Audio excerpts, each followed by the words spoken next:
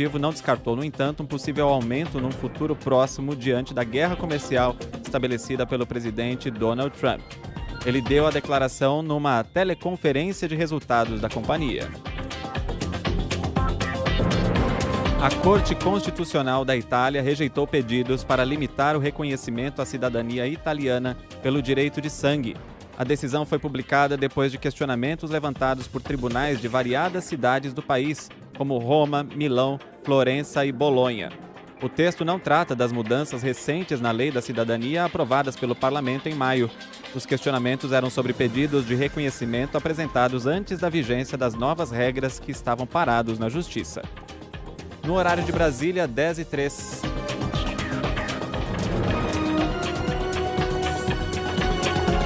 Repórter CBN. As principais notícias do dia, a cada meia hora.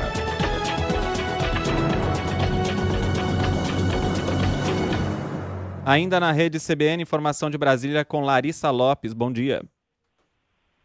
Oi, Leandro, bom dia. Olha, a quarta sessão do Tribunal de Roma decidiu que a deputada federal Carla Zambelli vai permanecer na prisão de Rebibbia, em Roma. O Tribunal de Apelação do país, confirmou que a deputada brasileira vai aguardar o resultado do processo de extradição na prisão. O pedido de libertação apresentado pelo advogado de Zambelli será avaliado em meados de agosto. Leandro. Obrigado, Larissa Lopes. 10h04.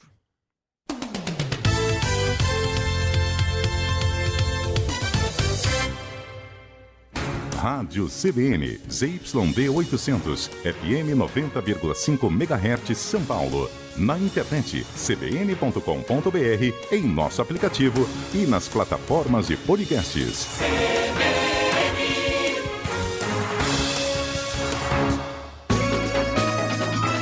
CBN São Paulo.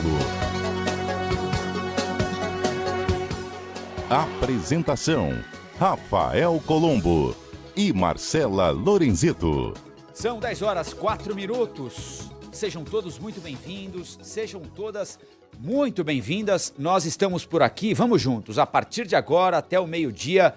Vamos trocar ideias sobre o que já está acontecendo de importante na nossa cidade. Vamos conversar sobre aquilo que será relevante para a sua sexta-feira, que demorou um bocado, hein? Semaninha suada, mas a sexta-feira chegou, minha gente. Chegou trazendo junto o mês de agosto. Hoje é dia 1º de agosto de 2025, que o mês de agosto seja um mês leve para todos nós. Já já a previsão do tempo completa para você programar o seu fim de semana. Vai fazer o quê? Vai trabalhar, como acontecerá comigo, por exemplo. Vai folgar, como acontecerá com a Marcela Lorenzeto. Ficará em São Paulo, vai viajar. Daqui a pouquinho tem a previsão do tempo completa. Cadê a Marcela? Tá sumindo da imagem, Marcela? Por Parecia. quê? Onde você vai? Não é que eu derrubei aqui uma bolacha na bancada, vão brigar comigo. Olha, isso aí dá um problema. Ainda tô me entregando ao vivo, olha Comida só. Comida no estúdio. Eita, não pode. Mas não é sua. Não é sua. Justiça seja feita. Obrigada, Rafael Colombo. Precisar de qualquer parceiro para você tá aqui depor como testemunha. a seu favor, eu tô com você. Essa bolacha é de Leandro Gouveia. Ih, aí entregou ainda o colega. Exatamente. É dele mesmo.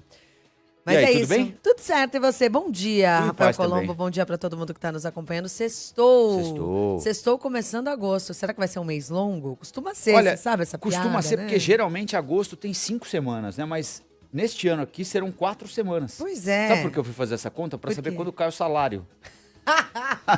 Muito bom. Não é?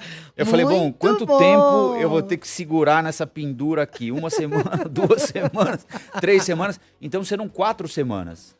Certo. A gente tem essa percepção de que agosto é um mês longo, porque de fato ele geralmente tem 5 semanas, então fica um pouco mais demorado e não tem feriado, não tem fim de semana prolongado, não tem nada, né? É um mês a seco. É isso aí. Mas desta vez aqui ele pode até parecer, mas não será tão longo quanto a gente imagina. Serão 4 semanas, Boa. 4 semaninhas. Daqui a pouquinho será inaugurado o 2º semestre do ano legislativo de 2025 no Supremo Tribunal Federal.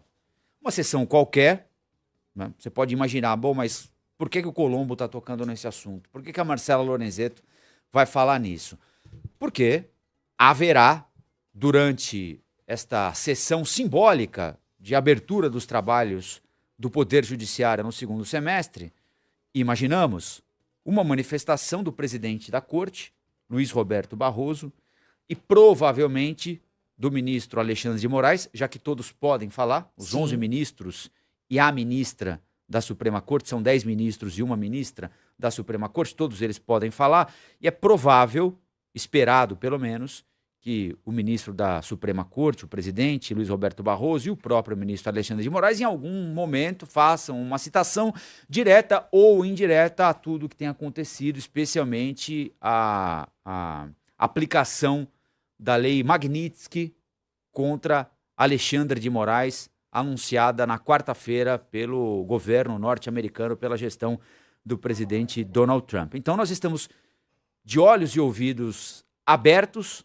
conectados com Brasília. Daqui a pouquinho nós iremos até lá para mostrar de que maneira o Supremo Tribunal Federal pretende se posicionar publicamente a respeito de tudo o que vem acontecendo. Não é isso, Marcela Lorenzetti? É isso, a expectativa é, claro, da fala do presidente da Corte, do ministro Alexandre de Moraes, e que também outros ministros façam discursos aí no sentido de certa forma, defender a honra do Supremo Tribunal Federal brasileiro, né? A gente vai acompanhar, estamos com a nossa reportagem em Brasília de olho, apostos para qualquer movimentação a gente trazer aqui ao longo da nossa programação. Enquanto isso, vamos dar um giro na nossa cidade, saber o que está acontecendo por aqui. Vamos falar de previsão do tempo daqui a pouquinho com a Stephanie Toso. Vamos trazer trânsito também. Mas vamos falar sobre uma mega central de golpes que foi desarticulada pela Polícia Civil na Grande São Paulo. Era quase um escritório do crime. Escritório. Repartição, assim. Se olhando as imagens, assim, né? Que nós vamos traduzi-las, contá-las aqui para quem está nos acompanhando, pelo rádio, pelo YouTube, pelo Globoplay, é um escritório qualquer, uma repartição qualquer. Tem lá as mesinhas, os computadores, telefone, alguém que levantou, deixou o casaco na cadeira, foi ao banheiro, pessoas conversando no fundo do escritório, um ambiente de trabalho como qualquer outro. Mas não era um call center. E quem disse isso, de novo, foi o Leandro Gouveia, agora durante os destaques do Jornal da CBN, quando eu cheguei aqui para conversar com ele e com o Milton sobre o que a gente iria apresentar aqui no CBN São Paulo. Não era. Segundo o Leandro Gouveia, é um call center. Call center. Porque era uma central. Gente, é incrível. Destinada a golpes. Só para dar golpe. É. Sabe essas coisas que a gente, esses telefonemas que a gente recebe o dia todo? É SMS, Sim. né? Olha, o seu cartão expira, os pontos expiram não sei quando. Olha, fizeram uma compra de 1.000 e tantos no seu cartão, autoriza. Você confirma. Exato. A gente acha que é um negócio, né? Eu, pelo menos, tinha essa imagem. É um cara lá na cela do presídio tal, tentando aplicar um golpe. Não, era um escritório num prédio comercial aqui em Guarulhos, gente. O pessoal vai, bate ponto, Não sai no horário, tem horário de almoço, tem a canequinha com o nome Produtividade. ali. Pagamento de bônus por produtividade. É inacreditável. Lá na minha quebrada isso se chama Raul, viu? Raul? Raul. É o nome que se dá para esse... É mesmo? Que interessante. Eu gostei disso. Mas é o nome Os caras que dão golpe, assim, que fazem esse tipo de esqueminha. Esse aí é Raul? Raul. É mesmo? É. Gostei dessa. Sabia? Não, Agora, quem vai contar pra gente dessa mega operação que desarticulou essa central de golpes é o Leonardo Svaric. Bom dia pra você, Léo. Oi, Marcela. Bom dia pra você e pro Colombo. Parecia mesmo um escritório, mas na verdade era uma mega central usada para aplicar golpes em vítimas de todo o país, que ficava em Guarulhos, aqui na Grande São Paulo. Pelo menos 60 pessoas foram detidas nesse prédio comercial, onde funcionava toda a estrutura para aplicação desses golpes. De acordo com os investigadores, o local era utilizado para enganar vítimas de todo o país. Os policiais chegaram ao local depois de uma denúncia. A investigação durou 2 meses, segundo a Polícia Civil. 50 computadores, celulares e acessórios foram apreendidos nessa operação, e no mesmo prédio funcionavam pelo menos 7 empresas diferentes, cada uma delas especializada em um tipo de fraude, desde falsas renegociações de juros de empréstimos consignados até golpes relacionados à Carteira Nacional de Habilitação e financiamentos bancários. Durante o cumprimento dos mandados, os investigadores flagraram o golpe sendo aplicado em tempo real. Também foram encontrados os roteiros de abordagens e quadros de metas financeiras dessa quadrilha que operava esse esquema de golpes. polícia acredita que o grupo lucrou milhões de reais. Essa ocorrência foi registrada na 2ª Central Especializada de Repressão a Crimes e Ocorrências Diversas, onde funciona o prédio da delegacia da Berrini, na Zona Sul de São Paulo. Marcelo Colombo. Valeu, Léo. A gente vai continuar acompanhando os desdobramentos desse caso, mas que chama atenção, né, Sim, Colombo? e a gente leva na galhofa, né? Porque, Claro. enfim, é quase inacreditável, mas é a certeza, ao mesmo tempo, eles só chegam a esse nível de preparo, de capricho, digamos assim, porque acreditam que nunca vão ser pegos. Pois é. Não é? Não vão ser pegos. Então as coisas vão avançando, vão evoluindo, aí aluga uma sala, aí amplia a sala, aí contrata funcionário, aí começa a pagar bônus. É a sensação de conforto que esses criminosos têm, né? Bom, eu fiz uma vez, ninguém pegou, eu fiz outra, ninguém pegou, fiz 5, ninguém pegou, ganhei uma grana, fiz 10, arrumei um parceiro, ninguém pegou, até virar uma empresa, uma indústria, cujas vítimas somos nós. Mas desta vez é fundamental ressaltar aqui o bom trabalho feito pela polícia. Mas fico me perguntando quantas centrais dessas não existem, tamanha quantidade de golpes dos quais a gente é vítima o dia inteiro. É por e-mail, é por WhatsApp, é por SMS, é por ligação. Tem sempre um pilantra tentando levar a nossa grana na mão grande. É isso. E quanta gente já não caiu numa dessas, né? Oh, nem me fale.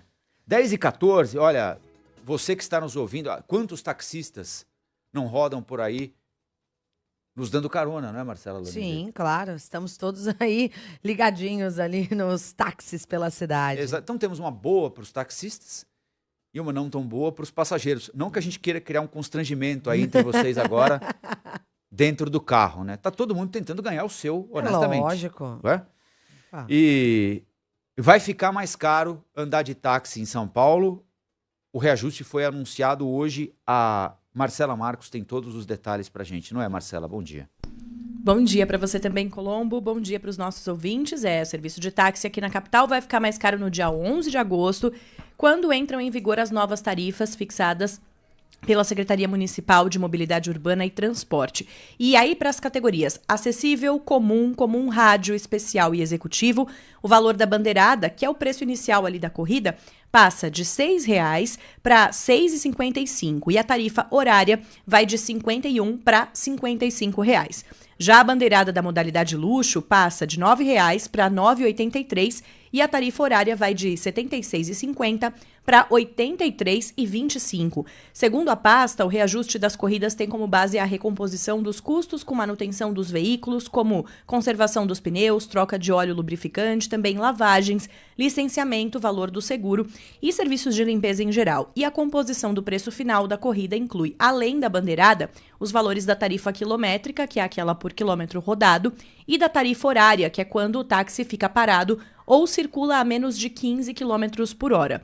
A bandeira 2, cobrada das 8 da noite até as 6 da manhã, de segunda a sábado, e o dia todo aos domingos e feriados, permanece com aquele acréscimo de 30% que é aplicado sobre a tarifa quilométrica. Então, no caso da bandeira 2, não houve mudanças. Com os novos valores, os taxímetros dos mais de 37 mil táxis aqui de São Paulo precisam ser aferidos pelo IPEM. Essa informação é importante porque, enquanto não houver essa adequação, os taxistas vão precisar levar dentro dos veículos 2 vias de tabelas de conversão, sendo que uma delas precisa ser colada ali no vidro do banco traseiro do carro para que o passageiro possa, então, conferir o valor. Colombo.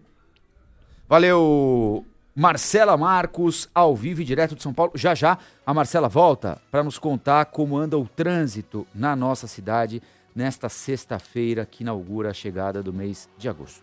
10h16. Alessandra Ferreira já está aqui com a gente nos estúdios. Tem informações a respeito de informações sobre cidadania italiana. O que mudou agora? O que tem de novidade, Ale? Bom dia. Oi, Marcela, bom dia para você, para o Colombo Bom e dia. para os nossos ouvintes. Bom, a Corte Constitucional da Itália rejeitou nessa última quinta-feira pedidos para limitar o reconhecimento à cidadania pelo chamado direito de sangue. Uma decisão que foi publicada depois de questionamentos levantados por tribunais de várias cidades italianas, como Roma, Milão, Florença e Bolonha. Essa decisão não trata especificamente daquelas mudanças recentes da lei de cidadania que aconteceram em maio nesse ano, que foram aprovadas pelo parlamento italiano. Esses questionamentos específicos tratavam ali de um trecho da lei de 92 que garante a cidadania a filhos de italianos sem exigir os vínculos com o país. O advogado de direito internacional e especialista em cidadania italiana Fábio Gioppo explicou à CBN que a decisão da última quinta-feira está relacionada com um caso específico de uma família de 13 pessoas em Bolonha, mas que tem casos similares correndo nos tribunais italianos. E segundo o advogado, o que aconteceu foi que a corte italiana reafirmou um direito conquistado e previsto na Constituição. A corte, ela simplesmente reafirmou uma jurisprudência já consolidada da própria Suprema Corte. Então a gente tem várias decisões reconhecendo esse direito. Não quer dizer que essa decisão ela tem efeitos diretos com relação à nova lei. Mas obviamente que a gente está falando que são matérias semelhantes. Então isso demonstra para nós que a decisão, possivelmente no processo de Torino, é um processo que foi protocolado na vigência do decreto e julgado na vigência do decreto.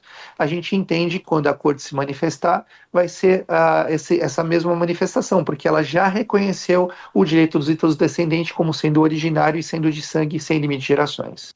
Pois é, né? Essa decisão destacou especificamente que é permanente, que não prescreve, que pode ser reivindicado a qualquer momento, desde que a pessoa comprove ter esse direito. O argumento dos tribunais que estavam fazendo esse questionamento na corte era de que o laço com a Itália poderia ser frágil ou mesmo inexistente, considerando pessoas que são nascidas no exterior ou que moram, né, fora da Itália. Eles pediam que a corte declarasse inconstitucional esse tipo de modelo de concessão da cidadania por descendência, por não exigir nenhum tipo de vínculo com o país. E, no entanto, a Corte Constitucional afirmou que regras sobre quem pode ou não receber cidadania não são uma escolha que cabe ao judiciário, são uma questão ali é uma questão, na verdade, né, do parlamento, e por isso que acabou rejeitando esses questionamentos, inclusive classificando como inadmissíveis ou infundados. O que o advogado Fábio Gioppo também explicou para mim é que a partir dessa decisão, né, a gente teve um caso em Bolonha e aí tem esse outro caso que está sendo julgado em Turim. A partir da decisão que sair de Turim, pode ser que aí tenha essa questão de jurisprudência, né? Que seja a questão de reafirmar mesmo esse direito que foi contestado. Mas isso ainda está valendo, então, para casos que foram em que pessoas que entraram com processo de cidadania antes da nova lei, mas a tendência é que entendimentos similares aconteçam a partir de agora com a Justiça, Rafael e Marcelo. Muito bem. Valeu, Alessandra. Alessandra Ferreira com informações importantes sobre obtenção de cidadania italiana. Quem não está preocupada com isso é a deputada federal Carla Zambelli, que vai ficar na Itália. Ela vai ficar por lá. Né? Pois é. Vai ficar, independentemente de ter ou não cidadania, em circunstâncias, digamos assim, diferentes. Né? Agora há pouquinho, você ouviu o Felipe Igreja, não foi? Entrou com a gente ou foi a Gabriela Echenique? Agora eu não me lembro mais. A Larissa Lopes. Nenhum dos dois. A Larissa Lopes. Foi lá de Brasília exatamente. Também. Foi direto de Brasília. Direto de Brasília, a Larissa Lopes nos informou agora há pouquinho que a Justiça da Itália, também agora há pouquinho, decidiu manter a prisão da deputada licenciada Carla Zambelli, que está em um presídio de Rebibbia, nos arredores de Roma. As autoridades italianas fizeram uma primeira análise do caso, numa espécie de audiência de custódia, e a Justiça de Roma decidiu pela permanência da parlamentar no presídio, enquanto é julgado o processo de extradição aqui para o Brasil. O Brasil pediu a extradição dela. A informação sobre a manutenção da prisão foi confirmada por investigadores e fontes da diplomacia brasileira. Carla Zambelli está num presídio feminino com superlotação nos arredores de Roma. Vocês se lembram? Ela fugiu aqui do Brasil para o país europeu depois de ter sido condenada pelo Supremo a 10 anos de prisão no caso da invasão hacker ao sistema do Conselho Nacional de Justiça. Ela está em um presídio que abriga mulheres em regime de segurança média e alta. É dividido em 8 seções, apesar da boa estrutura, sofre com um problema com o qual nós também sofremos aqui no sistema penitenciário, superlotação.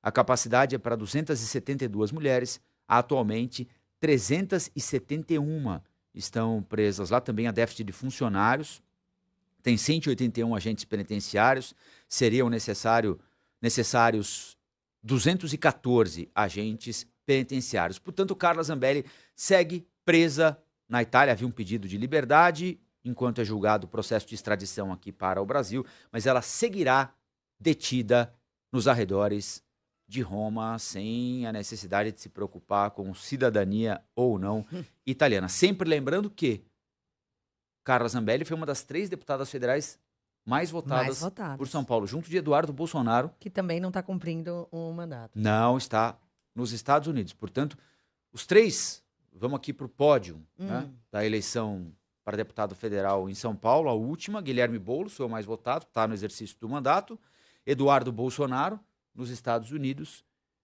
em alto exílio, como ele mesmo diz, e Carla Zambelli, detida em Roma. Esta é a representação, ou deveria ser, a representação paulista no Congresso Nacional. 10 horas 23 minutinhos. Tem mensagem aí, Marcela Lorenzetti? Tem mensagem chegando. Várias mensagens chegando aqui, principalmente falando sobre o preço dos táxis, que vai sofrer esse reajuste. O Luiz Maia escreveu aqui, aumenta táxi e nós, motoristas de aplicativos, continuamos com o mesmo valor desde sempre. Pois é, aí é que tá, né, Luiz? É uma opção, não sei se é uma opção, talvez essa não seja a palavra correta, mas é uma consequência do que aconteceu com esse mercado, né? Antes da existência dos aplicativos, o mercado era restrito aos taxistas, né? Que tinham um mercado todo reservado para eles. Sim. Né? E o preço era aquele. O passageiro não tinha nenhum instrumento de negociação. Quantas vezes você já não ficou esperando para dar o horário do metrô porque não tinha dinheiro para pegar um táxi de madrugada, por exemplo? E o terror, Marcela, de entrar no táxi e o taxímetro não para de rodar, né? Você fala assim, bom, onde vai parar isso aqui, né? É verdade. 53, 58, 63, 67. Você fala, meu Deus, eu não vou ter dinheiro para pagar essa corrida, não é? E era bom para os motoristas, não necessariamente tão bom para os passageiros, pelo menos do ponto de vista financeiro. Mas, no entanto, você tinha ali uma garantia de estar sendo conduzido por um motorista profissional, né? Alguém que está habilitado para aquilo. Essa relação mudou. Melhor em alguns aspectos, pior em outros, não é? Com a chegada de aplicativos, notadamente a Uber, depois 99 e tantos outros que existem por aí. Né? E, de fato, as coisas mudaram bastante. Hoje, ninguém precisa mais comprar um alvará. Né? Um alvará era um negócio caríssimo, que passava de pai para filho, hereditário. Tinha um ponto, não é? Hoje em dia, isso não existe mais. Você pode pegar um carro e alugar um carro, não precisa nem comprar um carro, aluga um carro, se inscreve no aplicativo e sai por aí prestando o serviço. Né? Por um lado, houve uma precarização da profissão. Por outro, os passageiros hoje têm mais alternativas para fazer uma viagem. Se quer fazer uma viagem com um táxi, alguém que é conhecido, que fica no ponto, você vai pagar um preço. Se quer fazer uma viagem e não se importa com isso, prefere a rapidez, prefere um preço um pouquinho mais baixo, aí você vai pelo aplicativo. Mudou. Né? E o Luiz Maia está dizendo aqui que para quem opta pelo aplicativo, trabalha pelo aplicativo, não tem essa garantia, né? Não tem. Renato Taxistas diz o seguinte, com o aumento da tarifa, menos passageiro. Com o aumento da tarifa, menos passageiro. É uma percepção dele que é taxista também. Agora, também não dá para ficar circulando com a tarifa antiga há muito tempo, né? Por isso é que muito taxista passou a trabalhar também pelo aplicativo. Pois é. Não é? Senão fica fora do mercado. Esse foi um mercado que mudou assim, dramaticamente em muito pouco tempo. E a gente segue acompanhando aqui, são várias mensagens sobre esse assunto. Você que também quer mandar a sua opinião, ou quer falar sobre outros assuntos, mandar o flagrante da cidade, contar como está a situação na sua região, no seu bairro, manda mensagem no 11 99911 9981. CBN São Paulo.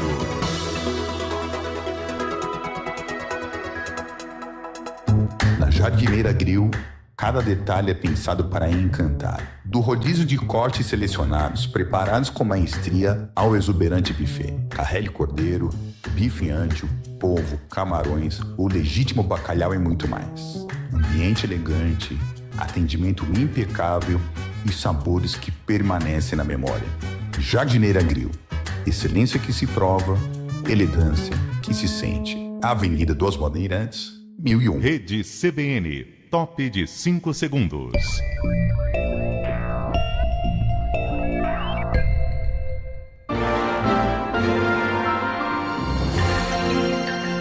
São 10 horas e 27 minutos. Rede CBN, direto para Brasília, fala o presidente do Supremo Tribunal Federal, o ministro Luiz Roberto Barroso, na primeira sessão do segundo semestre. Desenvolvimento e Pesquisa, IDP, sejam muito bem-vindos aqui entre nós.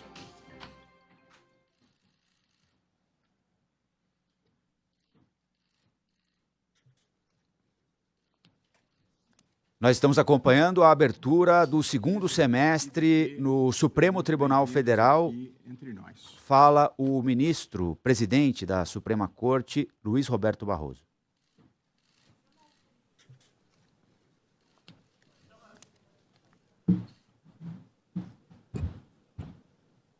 Há um problema com o microfone ali, né? Porque ele está falando, o ministro está falando. Agora sim nós vamos ouvi-lo. Um pouco de história política do Brasil. Em novembro de 1891, Deodoro da Fonseca, primeiro presidente da República, renunciou após uma tentativa fracassada de golpe de Estado. Foi substituído pelo vice-presidente Floriano Peixoto, que, violando a Constituição, deixou de convocar eleições e permaneceu ilegitimamente no poder até 1894. As tentativas de quebra de institucionalidade nos acompanham desde os primeiros passos da República Brasileira. Em 1892, diante de um habeas corpus impetrado perante o Supremo Tribunal Federal, em favor de generais que haviam se rebelado contra decisões suas, o mesmo Floriano Peixoto teria pronunciado uma frase que ficou célebre. Se o Supremo Tribunal Federal conceder o habeas corpus, não sei quem amanhã dará habeas corpus aos ministros. Fecho aspas. O Supremo terminou por não conhecer do habeas corpus, considerando se tratar de questão essencialmente política. Esses episódios que eu acabo de descrever revelam três facetas da história constitucional e republicana brasileira: presidentes autoritários, militares envolvidos em política e ameaças ao Supremo Tribunal Federal. Do início da República até o final do regime militar, a história do Brasil foi a história de golpes, contragolpes, intervenções militares, rupturas ou tentativas de ruptura da legalidade constitucional. Não é difícil demonstrar o ponto. Fazendo um corte cronológico dos últimos 100 anos, tivemos tentativas de golpe do movimento tenentista em 1922 e 1924, contra Arthur Bernardes.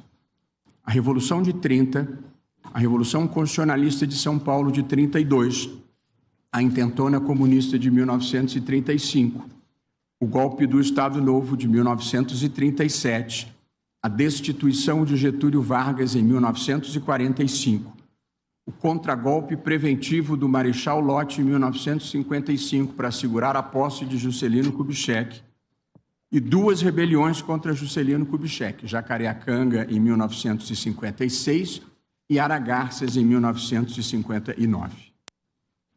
A lista continua e inclui o veto dos ministros militares à posse do vice-presidente João Goulart quando da renúncia de Jânio Quadros em 1961. O golpe militar de 64. A prorrogação do mandato de Castelo Branco com o cancelamento das eleições de 1965. O ato institucional número 5 de 1968. O impedimento à posse do vice-presidente Pedro Aleixo em 1969. A outorga pelos ministros militares da emenda constitucional número 1, que na verdade foi uma verdadeira Constituição de 1969, com o Congresso fechado. Os anos de chumbo do governo Médici, com tortura, censura e exílio. E o fechamento do Congresso pelo presidente Geisel em 1977, para a outorga do pacote de abril, mudando as regras eleitorais. Do início da República até a Constituição de 1988, o sistema de justiça não conseguiu se opor de forma eficaz às ameaças autoritárias e às quebras da legalidade constitucional. Um pouco da história do Supremo Tribunal Federal. Não foram poucas as ameaças, o desrespeito e as violências contra o Supremo Tribunal Federal. Da proclamação da República à Constituição de 1988. Ainda com Floriano Peixoto, por longo período deixou ele de nomear ministros para o tribunal, levando à falta de quórum para julgamentos. E também, em desconsideração, o próprio Floriano Peixoto nomeou, em outro momento, para o tribunal um médico e um general, sem nenhuma formação jurídica. Em 1931, Getúlio Vargas reduziu o número de ministros e aposentou compulsoriamente, por decreto, 6 deles, em retaliação aos que haviam condenado os insurrectos dos movimentos de 1922 e 24. Ainda sob Vargas, em 1937, a Constituição do Estado Novo previu que decisões do Supremo que declarassem a inconstitucionalidade de lei podiam ser submetidas ao Congresso e derrubadas. Em janeiro de 1969, o regime militar aposentou compulsoriamente, com base no Ato Institucional número 5 de 68, os ministros Evandro Lins e Silva, Victor Nunes Leal e Hermes Lima.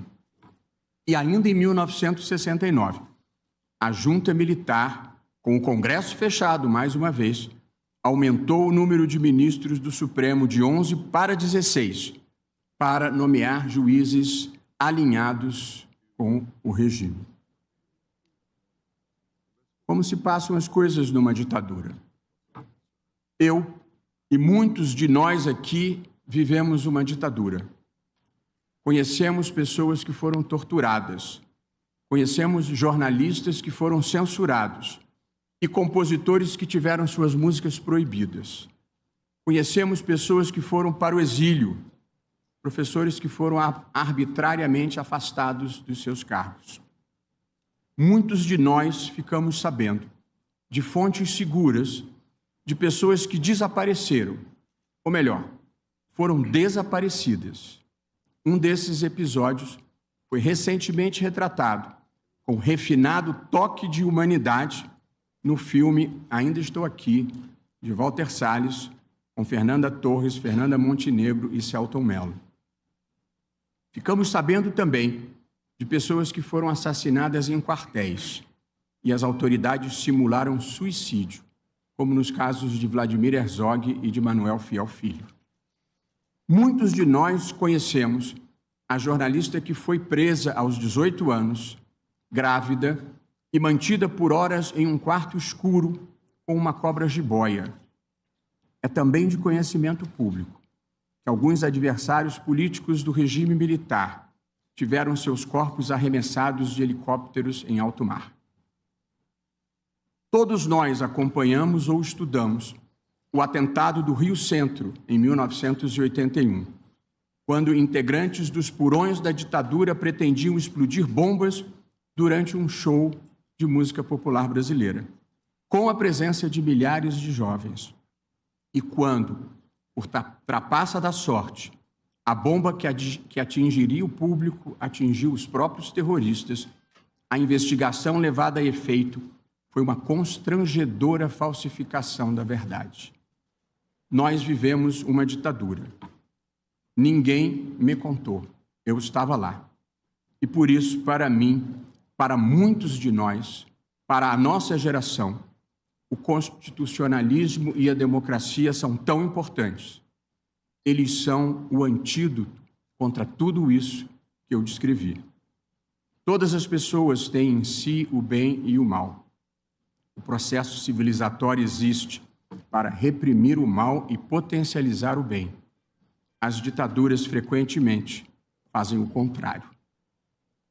A Constituição de 1988. A Constituição de 1988, no entanto, tem proporcionado ao país o mais longo período de estabilidade institucional da nossa história republicana. E não foram tempos banais. Tivemos 2 impeachments de presidente da República, um deles bastante controvertido. Tivemos hiperinflação, planos econômicos fracassados e escândalos de corrupção. Tivemos hiperinflação, mas ninguém, diante de todas essas vicissitudes, cogitou em qualquer momento de uma solução que não fosse o respeito à legalidade constitucional. Nós superamos os ciclos do atraso e o nosso papel aqui no Supremo Tribunal Federal é o de impedir a volta ao passado. O que aconteceu entre nós? Nos últimos anos, a partir de 2019,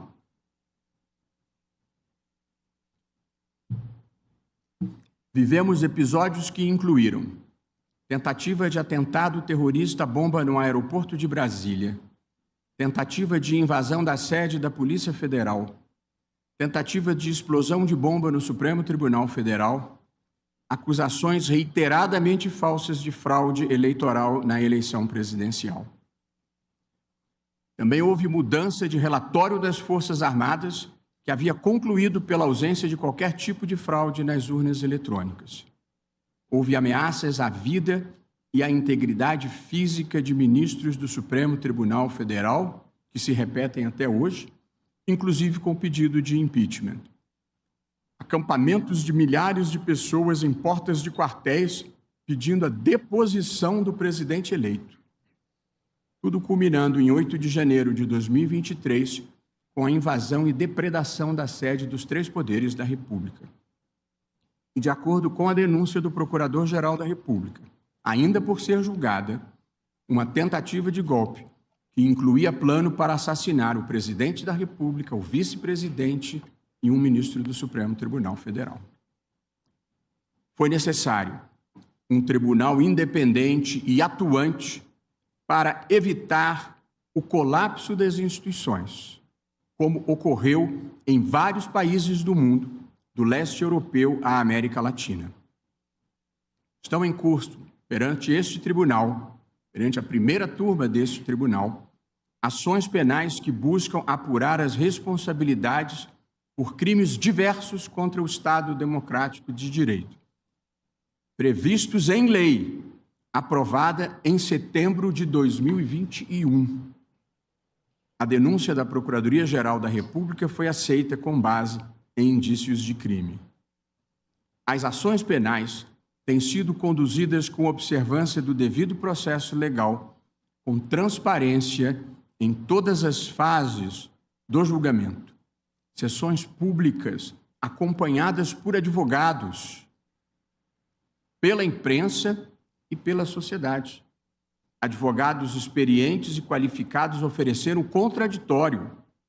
Há nos autos confissões, áudios, vídeos, textos e outras provas que visam documentar os fatos. A marca do Judiciário brasileiro, do primeiro grau ao Supremo Tribunal Federal, é a independência e a imparcialidade. Todos os réus serão julgados com base nas provas produzidas, sem qualquer tipo de interferência, venha de onde vier. Faz-se aqui o reconhecimento ao relator das diversas ações penais, ministro Alexandre de Moraes, com inexcedível empenho, bravura e custos pessoais elevados, conduziu ele as apurações e os processos relacionados aos fatos acima descritos. Nem todos compreendem os riscos que o país correu e a importância de uma atuação firme e rigorosa, mas sempre dentro do devido processo legal. Em contraste com um passado que nem vai tão longe, cabe registrar aqui: não houve nenhum desaparecido, ninguém torturado, nenhuma acusação sem prova. A imprensa inteiramente livre. As plataformas digitais com regulação equilibrada, que exclui apenas a prática de crimes e de atos ilícitos. Conclusão. Nós somos um dos poucos casos no mundo em que um tribunal, ao lado da sociedade civil, da imprensa e de parte da classe política, da maior parte da classe política, conseguiu evitar uma grave erosão democrática, sem nenhum abalo às instituições. Em meio a muita incompreensão, contribuímos decisivamente para preservar a democracia. E como gosto sempre de lembrar, a democracia tem lugar para todos, conservadores, liberais e progressistas. Ninguém tem o monopólio da virtude e ninguém tem o monopólio do amor ao Brasil. Quem ganha as eleições, leva. Quem perde, pode tentar ganhar nas eleições seguintes. E quem quer que ganhe, precisa respeitar as regras do jogo e os direitos fundamentais de todos. Isso é que é uma democracia constitucional. Essa é a nossa causa, essa é a nossa fé racional. E como toda fé sinceramente cultivada, não pode ser negociada. Obrigado pela atenção. Bom, nós ouvimos o duro discurso feito pelo presidente do Supremo Tribunal Federal, Luiz Roberto Barroso, na sessão que inaugura o segundo semestre do Poder Judiciário. E agora fala o decano da Suprema Corte, né, Marcela Lorenzeto? É isso, vamos acompanhar, portanto, a fala do ministro Gilmar Mendes nesta abertura dos trabalhos. Ministros do Supremo Tribunal Federal, excelentíssimo senhor ministro Alexandre de Moraes. É com grande consternação, mas também com a serenidade que a gravidade do momento exige e com a firmeza que a defesa de nossas instituições impõe, que na condição de decano me dirijo a vossas excelências e ao povo brasileiro no dia de hoje. Nos últimos dias temos acompanhado com perplexidade uma escalada de ataques contra membros do Supremo Tribunal Federal e, assim, contra toda a Corte e contra todo o povo brasileiro, de forma agressiva e totalmente inusual. Tais medidas, motivadas por discordâncias de natureza política em relação à atuação jurisdicional do Supremo, demandam uma resposta à altura da dignidade da nossa Corte e da soberania do Estado brasileiro. Nesse sentido, venho manifestar meu mais veemente repúdio aos recentes atos de hostilidade unilateral, que desprezam os mais básicos deveres de civilidade e respeito mútuo que devem balizar as relações entre quaisquer indivíduos e organizações. Mas os fatos recentes se revelam ainda mais graves, porque decorreram de uma ação orquestrada de sabotagem contra o povo brasileiro, por parte de pessoas avessas à democracia, armadas com os mesmos radicalismos, desinformação e servilismo que vem caracterizando sua conduta já há alguns anos. Afinal, não é segredo para ninguém que os ataques à nossa soberania foram estimulados por radicais inconformados com a derrota do seu grupo político nas últimas eleições presidenciais. Entre eles, um deputado que, na linha de frente do entreguismo, fugiu do país para covardemente difundir aleivosias contra o Supremo Tribunal Federal num verdadeiro ato de lesa pátria. O alvo central contra quem as baterias dos radicais têm se voltado é o eminente ministro Alexandre de Moraes, que, como todos sabem, é o responsável pela apuração da tentativa de golpe de Estado para impedir a posse do governo eleito em 2022. Não é de hoje que o ministro Alexandre tem sido alvo de críticas infundadas em torno da condução dessas investigações. Sobre isso, sempre digo e repito: a atuação do Supremo e de seus ministros não está imune a críticas. Elas são bem-vindas quando, num gesto de boa-fé, procuram aperfeiçoar o funcionamento das instituições.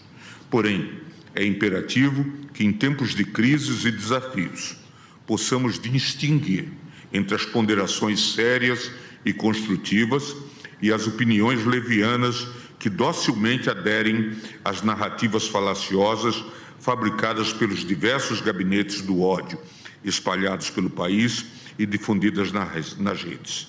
E isso para não mencionar as investidas que dolosamente visam corroer a independência de nossas instituições e enfraquecê-las.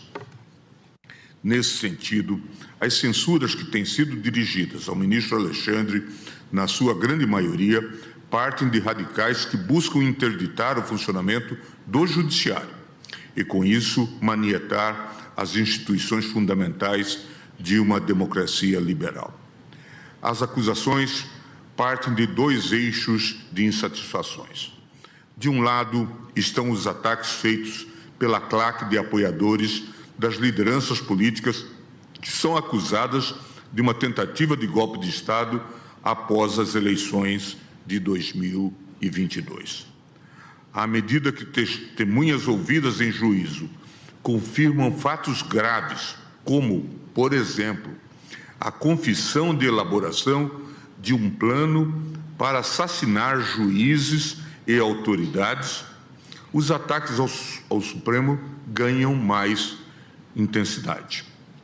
Tudo fruto de desespero daqueles que se veem às voltas com acusações graves e que, ao serem confrontados com elementos de prova comprometedores e incontestáveis, apelam a cantilenas de perseguição política e de afronta ao devido processo legal.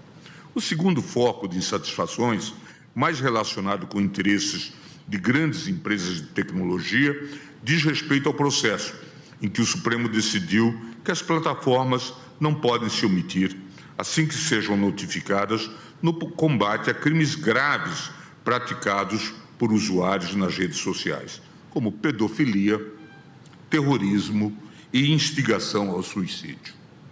A mera perspectiva de que elas possam vir a ter deveres triviais, diga-se, os mesmos que já são exigidos de todas as empresas que operam no Brasil, despertou lobbies poderosos. Esses agentes reagem agora para tentar, em vão, dobrar o tribunal e o governo brasileiro aos seus caprichos e aos seus interesses econômicos. Cumpre dizê-lo com a serenidade e com o desassombro que esse tipo de investida exige de todos nós, membros desta casa multicentenária. Este Supremo Tribunal Federal não se dobra a intimidações.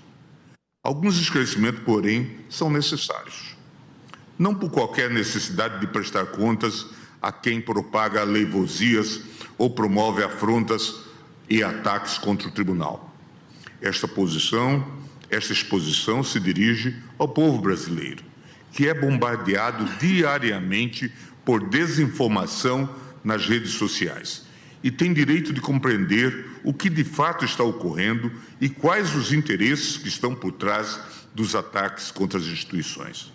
Inicialmente, quanto ao respeito aos ritos legais e aos direitos dos réus nas ações que apuram a tentativa de golpe, é necessário enfatizar que a condução dos casos tem sido pautada pela legalidade, pelo respeito aos direitos e garantias individuais e pelo compromisso inegociável com a verdade.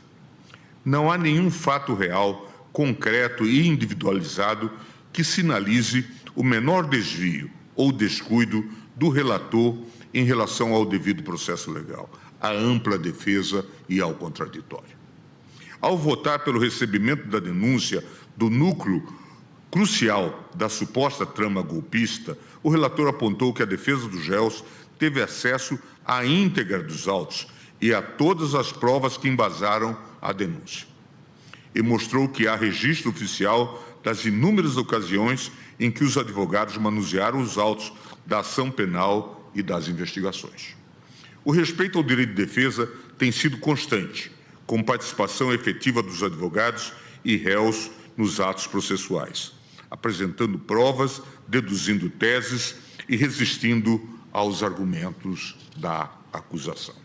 Além disso, as sessões da turma não apenas podem ser acompanhadas presencialmente pelos advogados, pelos réus e pela imprensa, como são transmitidas em tempo real pela TV Justiça, garantindo a mais ampla transparência dos atos processuais.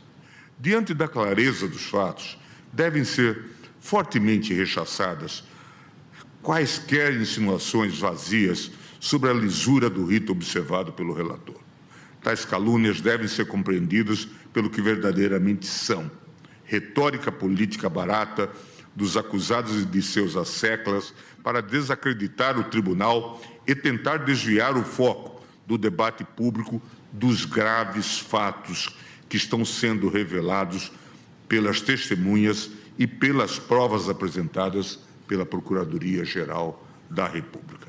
Não por outra razão, a cada testemunha que afirma ter presenciado uma reunião para discutir meios de interferir na Justiça Eleitoral e a cada mensagem de aplicativo que mostra os bastidores da trama golpista, os ataques contra o relator voltam a aparecer com mais força. Essa estratégia faz parte de um método que já é bastante conhecido por todos. Afinal, vivemos em tempos em que a verdade é frequentemente distorcida e a desinformação é usada como arma política. Neste cenário, é fundamental defendermos aqueles que, com coragem e retidão, enfrentam essas ameaças, mesmo quando isso implica suportar o peso de críticas injustas e ataques pessoais. Afora os ataques feitos pelos apoiadores do grupo político derrotado na eleição de 2022, há ainda a desinformação fomentada pelas empresas de tecnologia, construída sob o pretexto de defesa da liberdade de expressão. Tal narrativa serve aos interesses privados dos seus acionistas, interessados na preservação de um modelo anódino de regulação das redes. Sustentam que, por mais grave que seja certa publicação, como pornografia infantil, terrorismo, tráfico de pessoas e auxílio ao suicídio, cabe somente à empresa decidir pela retirada ou não da publicação, segundo sua política interna, assim chamado termos de uso. Não é difícil demonstrar que esse sistema, que se baseia em confiança quase absoluta na suficiência dos termos de uso e políticas de privacidade dos provedores de aplicações, oferece proteção deficiente a valores fundamentais da democracia. Afinal, não são poucas as amostras recentes de que os sistemas internos de moderação das empresas falharam nessa missão, ao permitir que fossem amplamente mobilizados nas redes sociais conteúdos ilícitos, como desinformação sobre vacinas, ataques contra as instituições e chamados para o lamentável 8 de janeiro de 2023. Em relação a esse último evento, lembro, presidente, que o acampamento montado em Brasília, diante do quartel-general do Exército, em si mesmo uma demonstração de golpismo tacanho, se fez acompanhar de intensa circulação de informes em aplicativos de mensagens e plataformas, anunciando a chegada de caravanas com milhares de apoiadores na véspera do fatídico dia. Levantamento da empresa de análise de dados Palver, que monitorava 17 mil grupos no WhatsApp, identificou que desde 5 de janeiro já circulavam convocações para a invasão de prédios públicos em Brasília. Para dificultar a atuação preventiva das forças policiais, os golpistas convocavam apoiadores do ex-presidente para a tal festa da Selma, código utilizado para se referir furtivamente às invasões. A expressão foi utilizada junto com o hashtag Brazilian Spring, Primavera Brasileira, e circulou amplamente em redes sociais como o X, antigo Twitter. Entre os perfis que convocaram para a tentativa de golpe estavam até mesmo contas com o selo Twitter Blue, serviço pago que sinaliza aos usuários que aquela conta teve a identidade verificada pela plataforma. O quadro é ainda mais alarmante, porque boa parte das manifestações de golpismo que circulou nas redes foi impulsionada pelas plataformas. Existem evidências empíricas de canais e perfis monetizados e anúncios patrocinados que fomentaram, coordenaram ou apoiaram os atos de insurreição. No 8 de janeiro, em meio a cartazes espalhados pela capital federal e a materiais divulgados pelas redes sociais, incitando as Forças Armadas a atuarem para manter no poder o candidato derrotado nas eleições, uma turba insana rompeu barreiras de contenção montadas pela Polícia Militar perto da Catedral, marchou em direção às sedes dos três poderes e tomou os prédios públicos com violência. As imagens da destruição, truculência e incivilidade, amplamente divulgadas pela mídia nacional e internacional, provocam um sentimento de vergonha e indignação no povo brasileiro. Dada a gravidade da situação, o tribunal cumpriu seu dever e enfrentou esse tema com serenidade, alcançando uma posição de equilíbrio que concilia a liberdade de expressão na internet com a tutela adequada de outros valores estruturantes da democracia, como o pluralismo político e a tolerância mútua.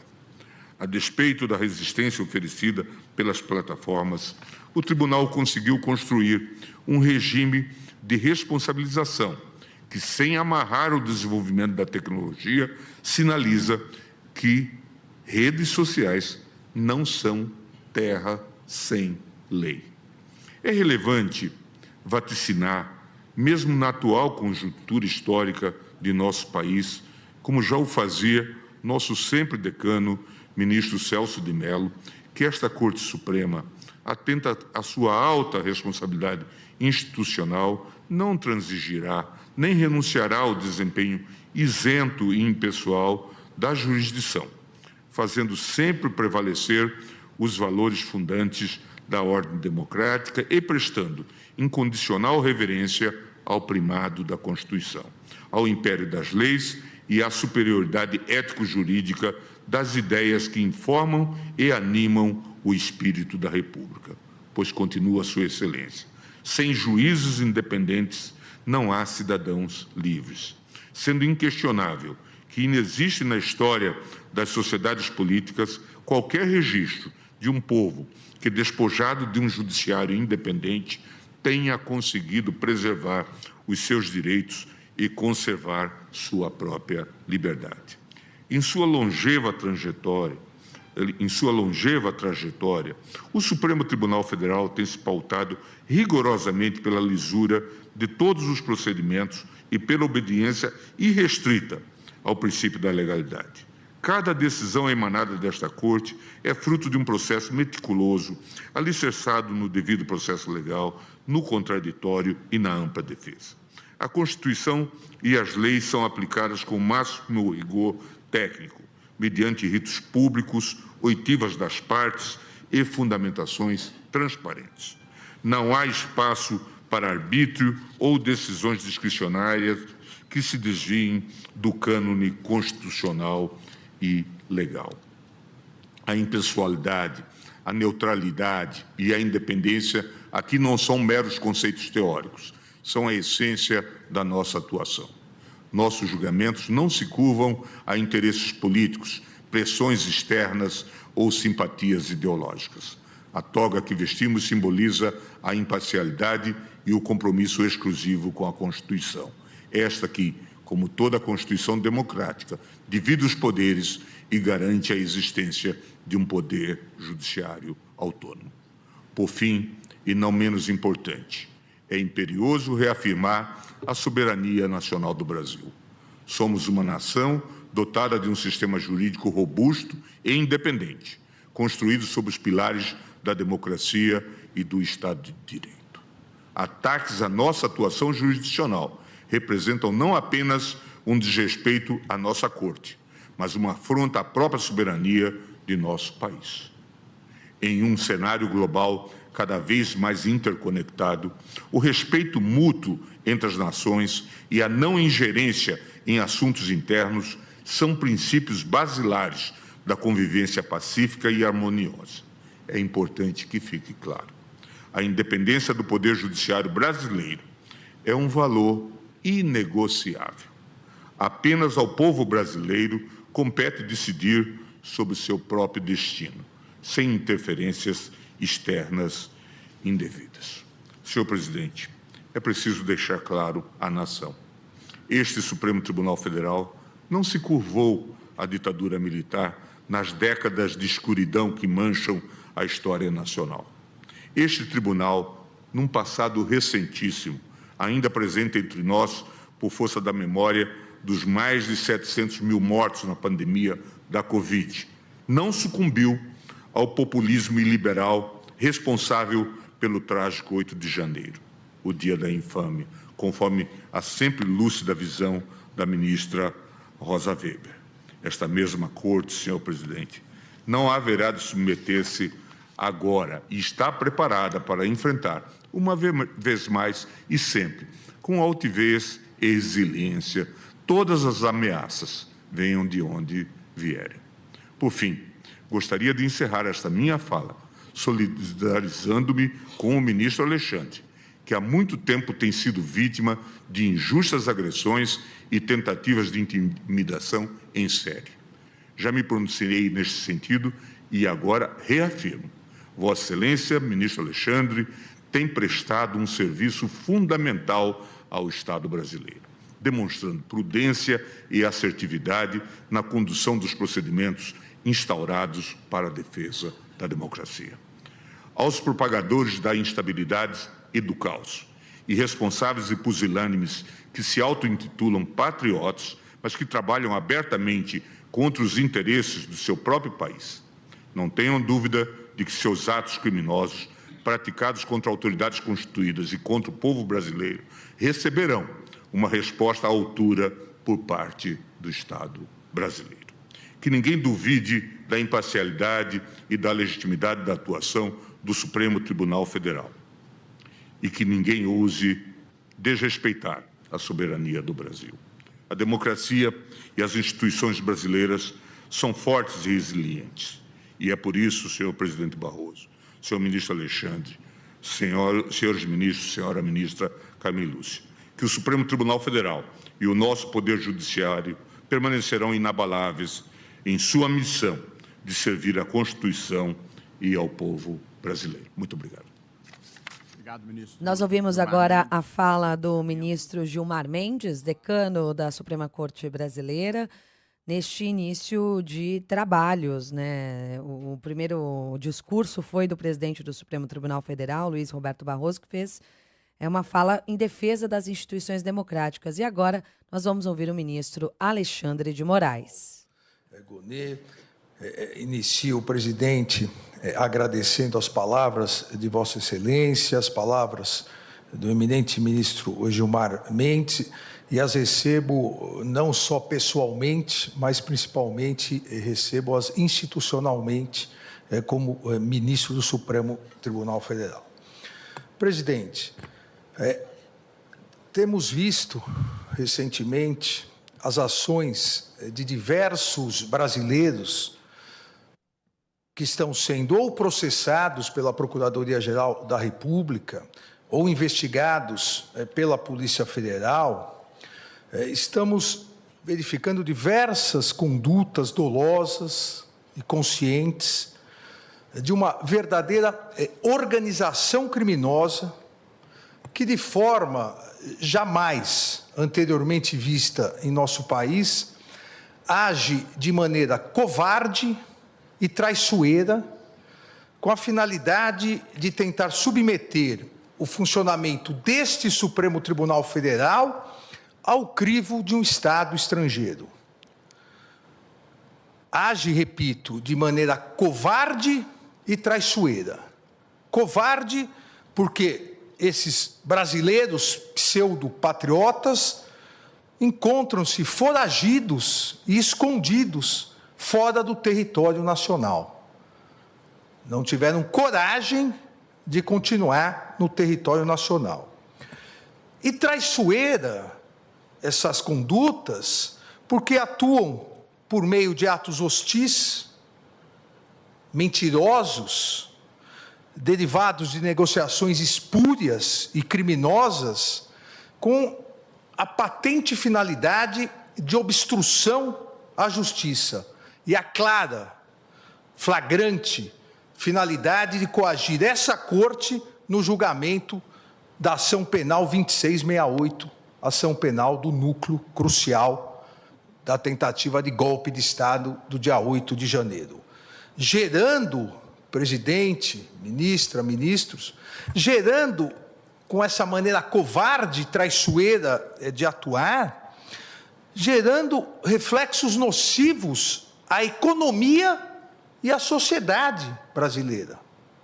É uma, como disse o ministro Gilmar Mendes, é uma verdadeira traição à pátria, uma traição covarde e traiçoeira.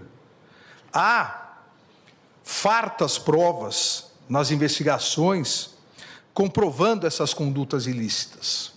Não só induzimento, instigação e auxílio na tentativa de submeter o funcionamento do Supremo Tribunal Federal ao crivo de um outro Estado, ao Estado estrangeiro, com clara afronta à soberania nacional, mas também fartas provas demonstrando auxílio na negociação espúria, vil, traiçoeira com autoridades estrangeiras para que se pratique atos hostis à economia do Brasil.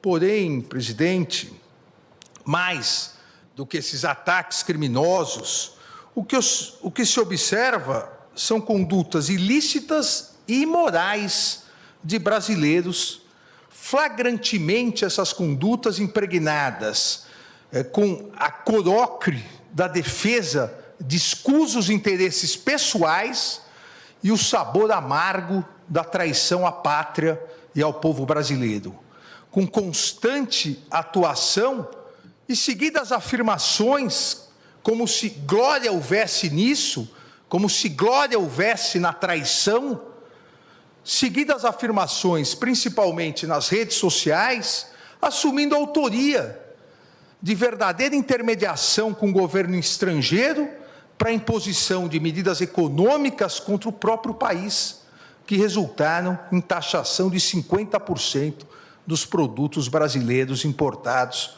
pelos Estados Unidos da América, tendo como consequência, assim que se iniciar, e, na verdade, a consequência já se iniciou, um grandioso prejuízo aos nossos empresários e a possibilidade de perda de milhares e milhares de empregos de brasileiros e brasileiras.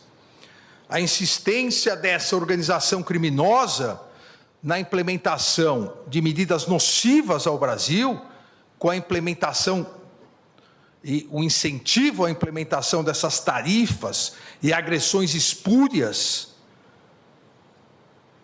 agressões internacionalmente consideradas espúrias e ilegais contra autoridades públicas brasileiras, tem por finalidade a criação de uma grave crise econômica no Brasil, e que, para desgosto desses brasileiros traidores, não ocorrerá, mas a ideia de gerar uma grave crise econômica no Brasil, para que com isso haja uma pressão política e social contra os poderes judiciário e legislativo, com consequente interferência no andamento das ações penais em andamento, que já se encontram em fase de alegações finais.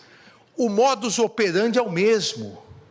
O modus operandi golpista é o mesmo. Antes, acampamentos na frente dos quartéis, invasão na Praça dos Três Poderes, para que com isso houvesse, como mais de 500 réus confessaram, houvesse a convocação de GLO e as Forças Armadas, gerando uma comoção nacional, e aí houvesse a possibilidade do golpe. Repito, o modus operandi é o mesmo.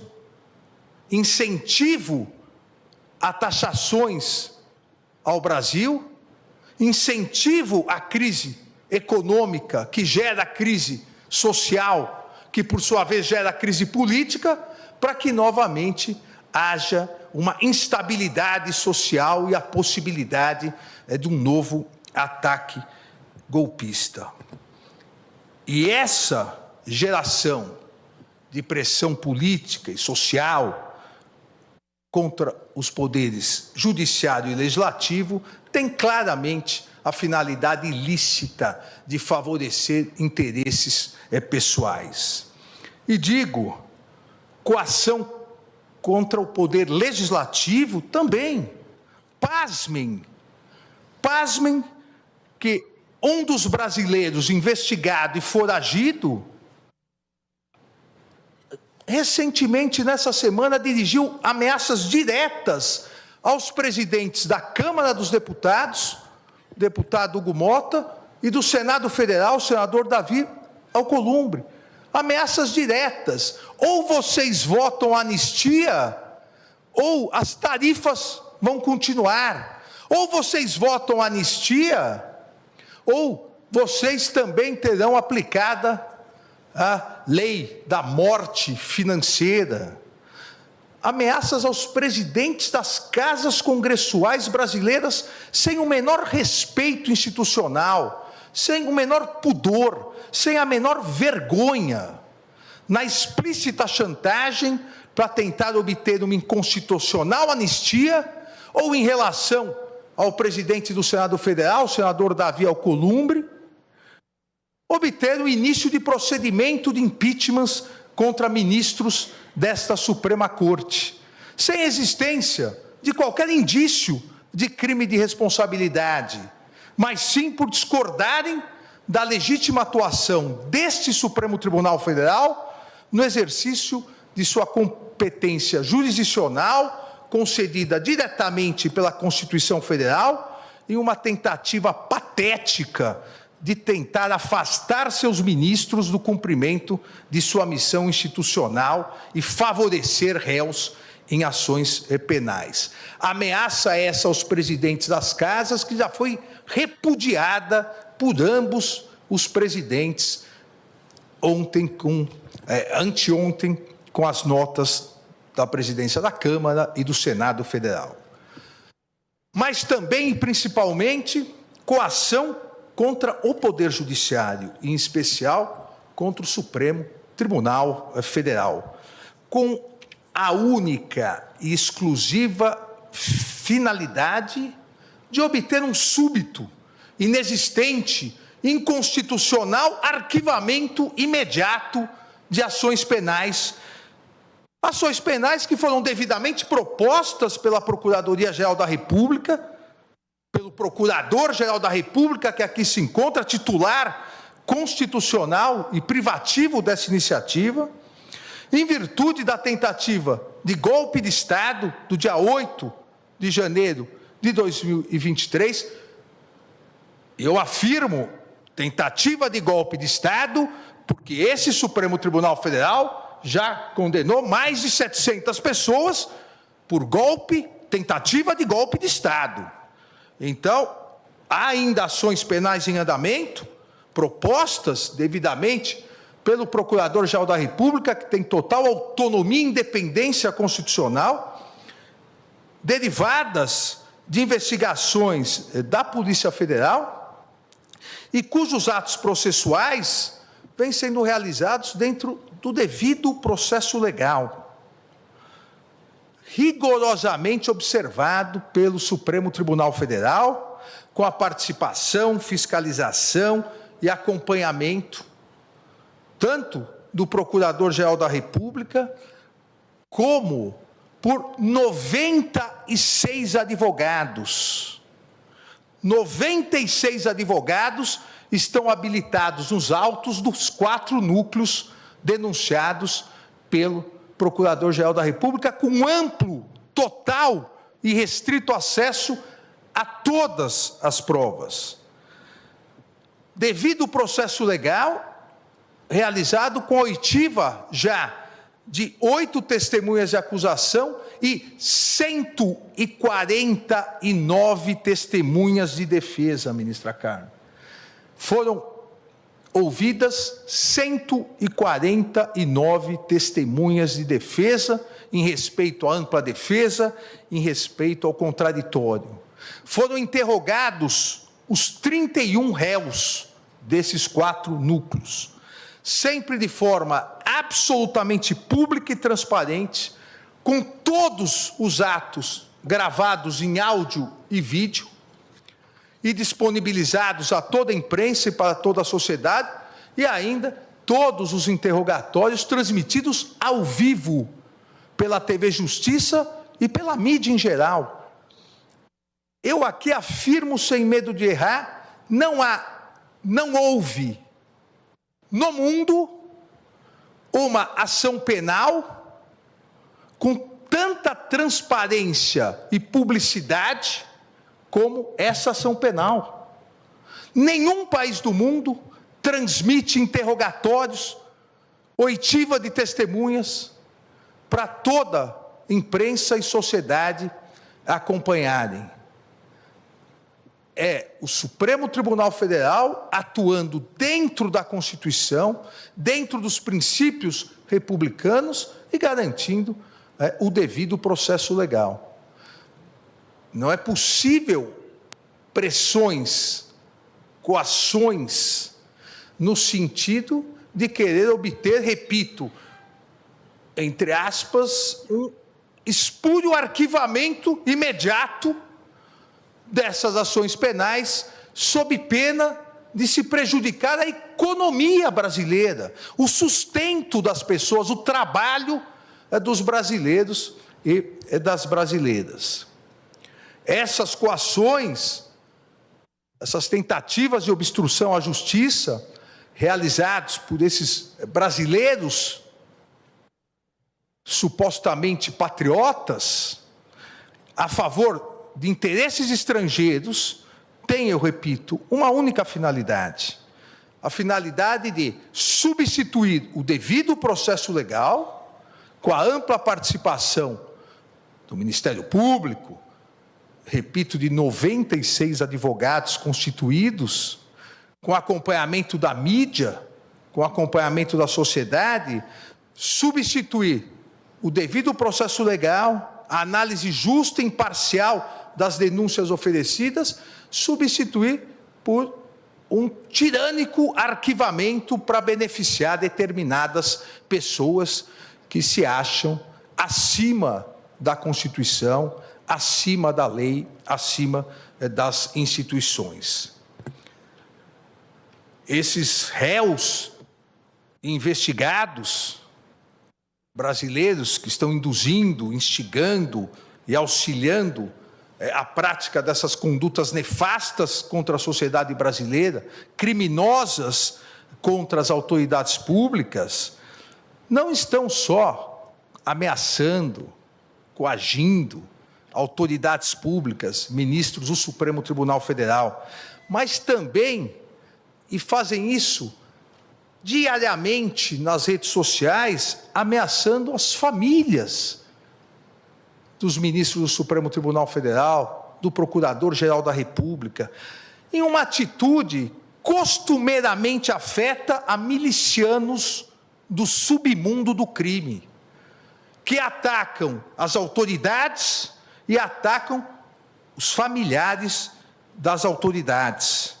Essas condutas dessa organização criminosa, essas condutas caracterizam claros e expressos atos executórios de traição ao Brasil e flagrantes confissões da prática dos atos criminosos, em especial dos crimes de coação no curso do processo, obstrução de investigação de infração penal que envolva organização criminosa e, principalmente, atentado à soberania nacional.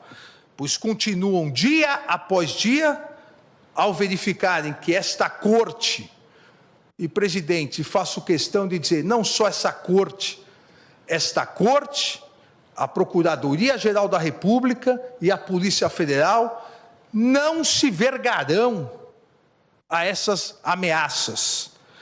Em virtude disso, dia após dia, esses brasileiros traidores da pátria, continuam a incentivar, instigar, auxiliar a prática de atividades e atos hostis ao Brasil. A ousadia criminosa parece não ter limites, com as diversas e contínuas postagens em redes sociais e declarações na imprensa, declarações atentatórias à soberania nacional, à independência do Congresso Nacional e à independência do poder judiciário. Repita-se, não só como citei anteriormente, com as recentes ameaças aos presidentes Hugo Motta e Davi Alcolumbre, da Câmara e do Senado Federal, com a ameaça de aplicação de um possível mal futuro, a Lei Magnitsky, como a minha aplicada, caso eles não façam o que se exige, o que essa organização miliciana exige. Mas, da mesma forma, essas ameaças covardes, infrutíferas, também continuam sendo dirigidas a membros desta corte. Esta semana, dirigidas ao eminente ministro-presidente Luiz Roberto Barroso, ao nosso decano, o ministro Gilmar Mendes, ao ministro Cristiano Zanin. Mas mais grave, patético desses traidores, também de viva voz, áudio e vídeo, ameaças às esposas e familiares, citando nominalmente as esposas do ministro Gilmar, do ministro Cristiano Zanin, demonstrando não existir limites para a ousadia e covardia dessa organização criminosa, que será, como bem disse o ministro Gilmar Mendes, será responsabilizada, será integralmente responsabilizada. E na mais característica criminosa dessa verdadeira organização miliciana, ao fazerem as postagens, dizem, ainda há tempo caso você aceite a torpe coação. Acham que estão lidando com pessoas da laia deles, acham que estão lidando também com milicianos, mas não estão lidando com ministros da Suprema Corte Brasileira. Engana-se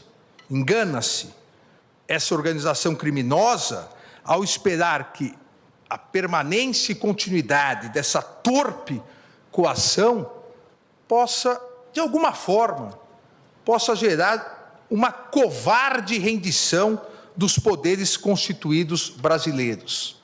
Engana-se essa organização criminosa miliciana e aqueles brasileiros escondidos e foragidos em território nacional, enganam-se em esperar fraqueza institucional ou debilidade democrática. As instituições brasileiras são fortes e sólidas, e seus integrantes, principalmente aqui no Supremo Tribunal Federal, os integrantes foram forjados no mais puro espírito democrático da Constituição de 1988. Coragem institucional e defesa à soberania nacional fazem parte do universo republicano desta Suprema Corte, que não aceitará coações, obstruções ou tentativas de novos golpes de Estado, como ocorrido em 8 de janeiro de 2023. Recentemente, citei o imortal Machado de Assis, ao proclamar que a soberania nacional é a coisa mais bela do mundo, com a condição de ser soberania e de ser nacional. A soberania nacional, digo eu agora, a soberania nacional não pode, não deve e jamais será vilipendiada, negociada ou extorquida, pois é um dos fundamentos da República Federativa do Brasil, expressamente previsto no inciso 1º do artigo 1º da Constituição Federal. O Supremo Tribunal Federal sempre será absolutamente inflexível na defesa da soberania nacional e em seu compromisso com a democracia, os direitos fundamentais e o Estado de Direito, no seu compromisso com a independência do Poder Judiciário e os princípios constitucionais brasileiros. Eu vi na mídia que, na quarta-feira, o eminente ministro Flávio Dino, numa cerimônia no Maranhão, rememorou Hamilton, um dos federalistas, junto com Jay e Madison, e disse da dificuldade que os juristas norte-americanos devem estar. Eu complemento aqui citando Abraham Lincoln, também advogado, Abraham Lincoln, 16º presidente dos Estados Unidos, responsável pela manutenção da União dos Estados Unidos e pela proclamação da emancipação, que afirmava: os princípios mais importantes podem e devem ser inflexíveis.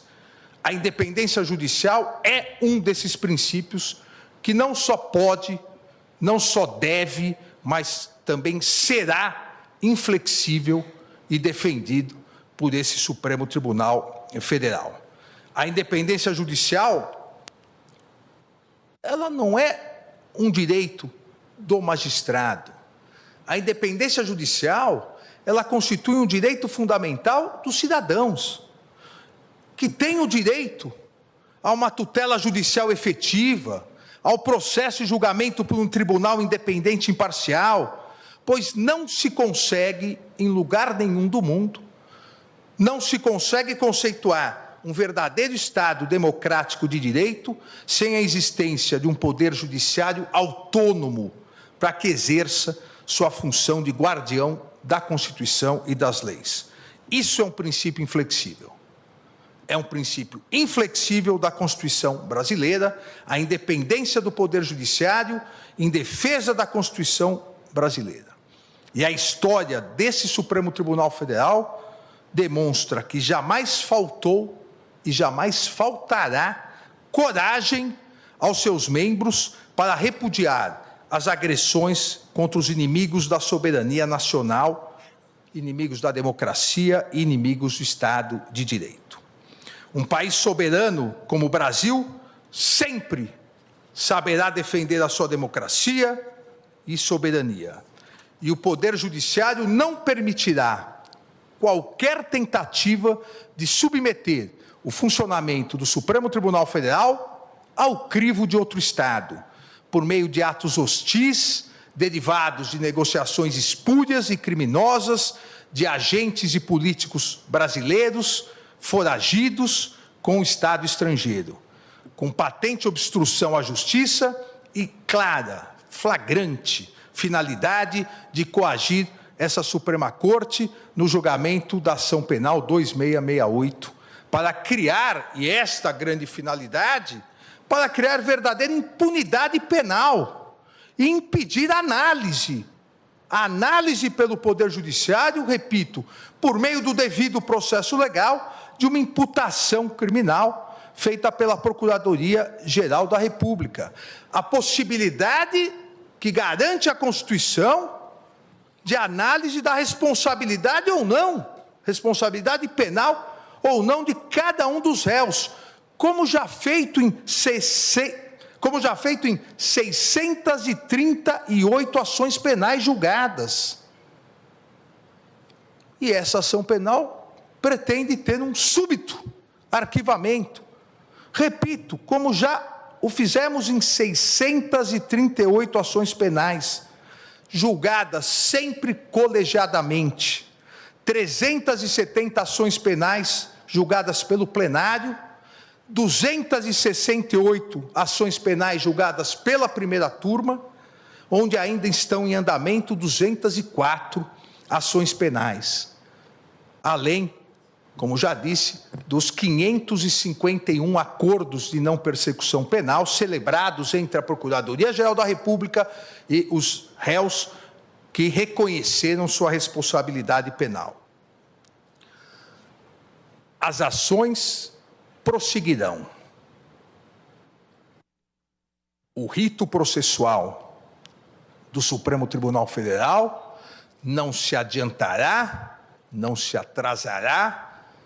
O rito processual do Supremo Tribunal Federal irá ignorar as sanções praticadas. Esse relator vai ignorar as sanções que foram aplicadas e continuar trabalhando como vem fazendo, tanto no plenário quanto na primeira turma, sempre de forma colegiada, diferentemente das mentiras, das inverdades, da desinformação, e bem citou o ministro, nosso decano, o eminente ministro Gilmar Mendes, a desinformação das redes sociais. O devido processo legal no Supremo Tribunal Federal é sempre realizado pelo colegiado.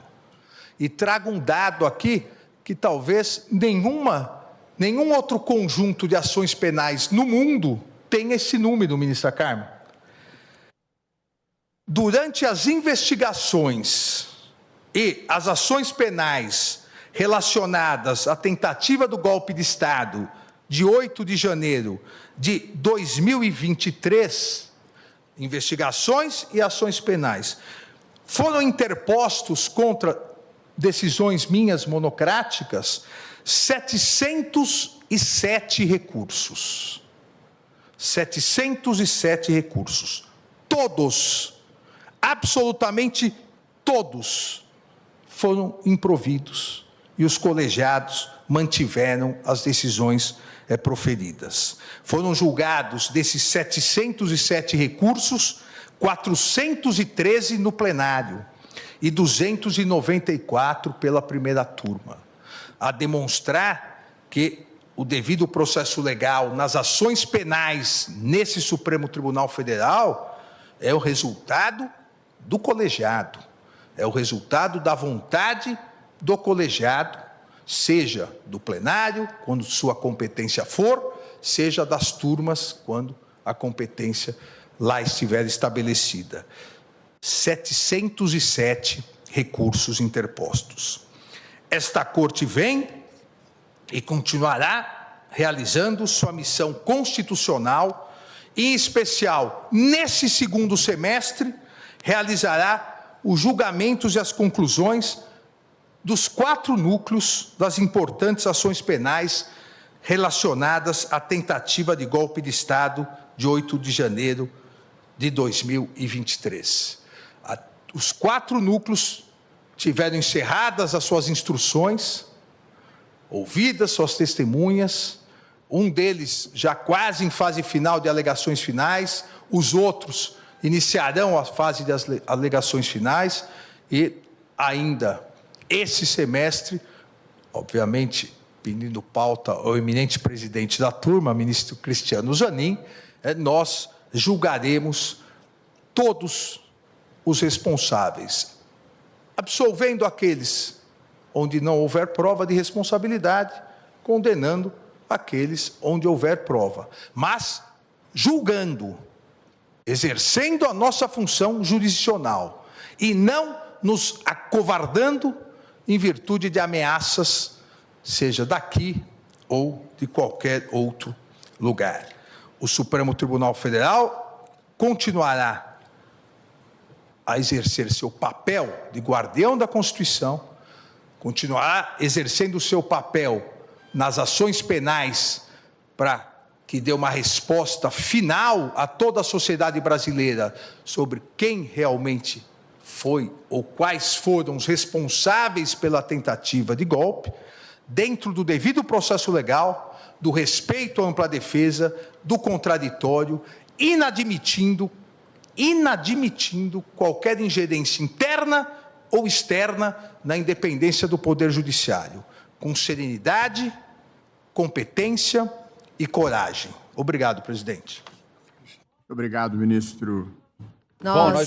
Perdão, Marcelo. É isso, nós ouvimos agora o ministro Alexandre de Moraes. Colombo. É isso, se referindo claramente à punição aplicada contra ele pelo governo americano e dizendo que isso não vai mudar em uma linha a atuação dele no julgamento da suposta trama golpista. Tom duro, não estão só ameaçando e coagindo as autoridades públicas, mas também amedrontando os familiares. Essas condutas caracterizam claros atos executórios de traição ao Brasil, em uma de diversas referências que fez, sem citar o nome, evidentemente, a Eduardo Bolsonaro. 11h37, nós mostramos então a vocês que acompanham a programação da Rede CBN os discursos duros e enfáticos do presidente da Suprema Corte, Luiz Roberto Barroso, do decano Gilmar Mendes e do relator da trama golpista, ministro da Suprema Corte, Alexandre de Moraes, na primeira sessão do segundo semestre do ano.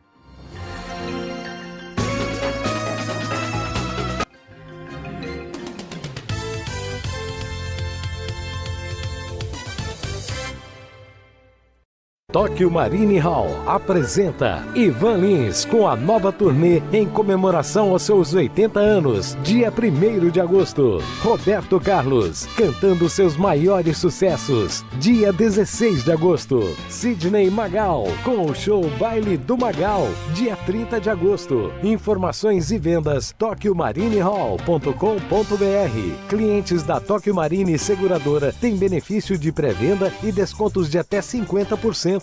Você curte, a gente cuida.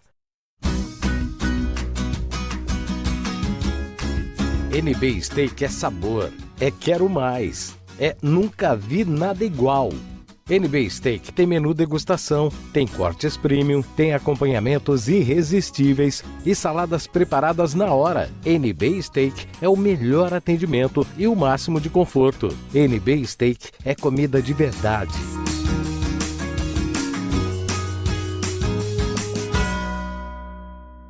São 11h38, Marcela Marcos. 11h38, Marcela Marcos. Colombo, uma mulher morreu durante o incêndio que atingiu cerca de 100 moradias em uma favela sobre palafitas em Santos, no litoral paulista. Segundo o Corpo de Bombeiros, a mulher se recusou a sair de casa no momento em que as chamas atingiam as casas na comunidade Caminho de São Sebastião e por isso ela pulou na água e o corpo dela foi encontrado próximo à maré. Nenhuma outra pessoa ficou ferida. O incêndio começou pouco depois das 7h30 da manhã.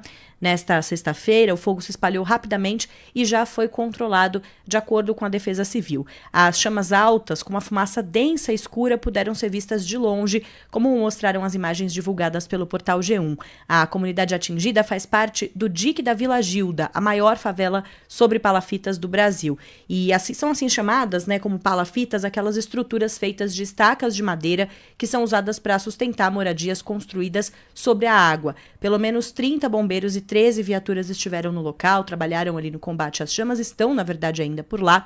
O Centro de Gerenciamento de Emergências da Defesa Civil Estadual informou que vai prestar apoio aos trabalhos de combate às chamas e também oferecer ajuda humanitária com kits de higiene, dormitório, limpeza e cesta básica para atender as famílias por lá. Ainda não se sabe o que causou esse incêndio, Colombo. Valeu, Marcela, 11h40. Tem lançamento da Patriene em Jundiaí, no bairro do Jardim Botânico. É o maior lançamento imobiliário de Jundiaí, com o padrão de qualidade que só a Patriene tem. São 2 lançamentos, com apartamentos de 2 a 4 suítes, numa localização privilegiada, com fácil acesso à capital. Apartamentos com ventilação cruzada, dupla vista e vagas grandes na garagem.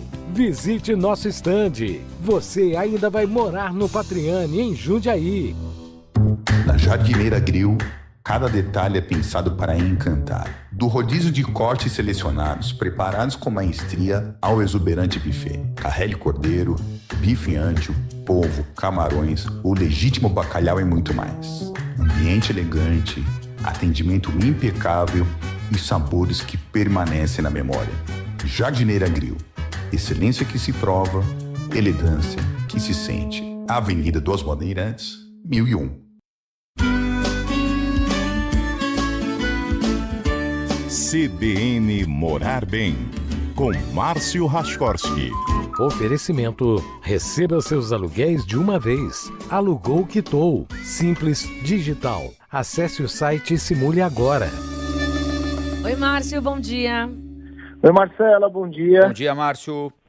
Fala, Colombo. Bom, vamos lá. A gente tem aqui um comentário do Sérgio que diz o seguinte: no meu prédio tem uma área destinada para um bar que nunca deu certo funcionamento. Qual que é o melhor jeito de montar e usar de fato esse espaço, hein, Márcio? É dureza fazer dar certo esse tipo de espaço no condomínio. Quando é condomínio pequeno, esquece. Nunca vai dar certo porque não tem demanda para o bar funcionar. O faturamento é muito pequeno e não para de pé. Então, esquece. Quando é condomínio de médio para grande, aí tende a dar certo. Só que o morador tem que entender que essa área não é para gerar renda para o prédio, é para gerar um serviço de qualidade. Então o pessoal quer alugar o bar para alguém e aí quer ganhar uma grana com aluguel, quer ganhar uma parte do faturamento do bar, aí também não para de pé, porque não vale a pena para quem vai explorar. Então o segredo é achar um cara que entenda de bar, que já tenha outros bares aí pela cidade, alugar essa área baratinho, arrendar essa área baratinho para esse explorador da área. Esse cara vai montar uma gama de serviços para atender o morador como se fosse um hotel.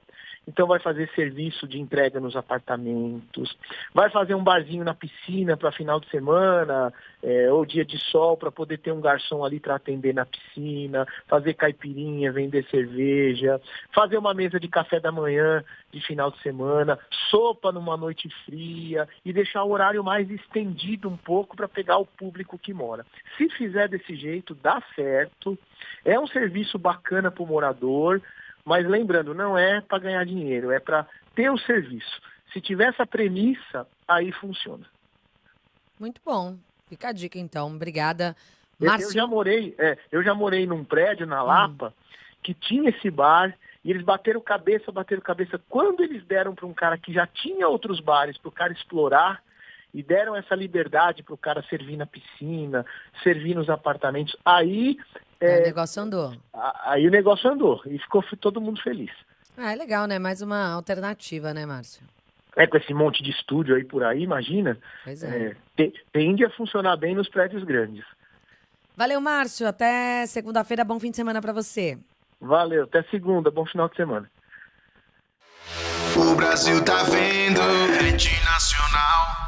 O Brasil tá vendo e todo mundo tá sabendo. Aqui o jogo é limpo, é diversão, é diferente. Bet nacional. Bet nacional. Bet nacional. Bet Nacional, a bet dos brasileiros. Proibido para menores de 18 anos. Jogue com responsabilidade. Autorização SPA 2092. Sediar o mais importante evento mundial sobre o clima em Belém é uma oportunidade histórica para o Brasil reafirmar sua liderança nas negociações sobre sustentabilidade. Valor Econômico, O Globo e CBN se unem no projeto COP na Amazônia. Acompanhe em cop30amazonia.valor.com.br. Patrocínio Master de Eletrobras. Patrocínio de JBS e Philip Morris Brasil. Apoio do Governo do Estado do Pará. BNDES. O futuro acontece com o BNDES. Brasil, União e Reconstrução e Suzano. Parceria institucional do Centro Brasileiro de Relações Internacionais e do Instituto Clima e Sociedade. Esquina do Esporte. Oferecimento Monroe e Monroe Axios. Amortecedores e peças para suspensão. Qualidade de ponta a ponta. Bet Nacional. Tudo fácil, rápido e seguro. A Bet dos brasileiros. Tem lançamento da Patriane em Jundiaí. Você ainda vai morar no Patriane.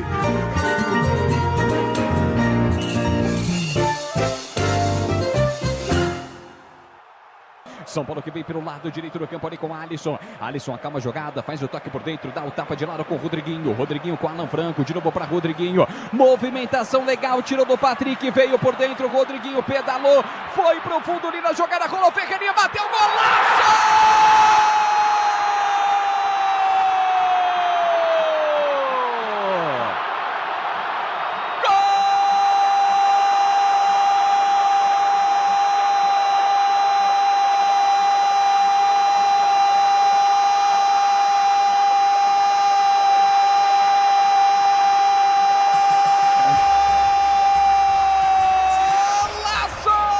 Potência vocal. carro, hein? Quem narrou? Quem? Rodrigo Bitar.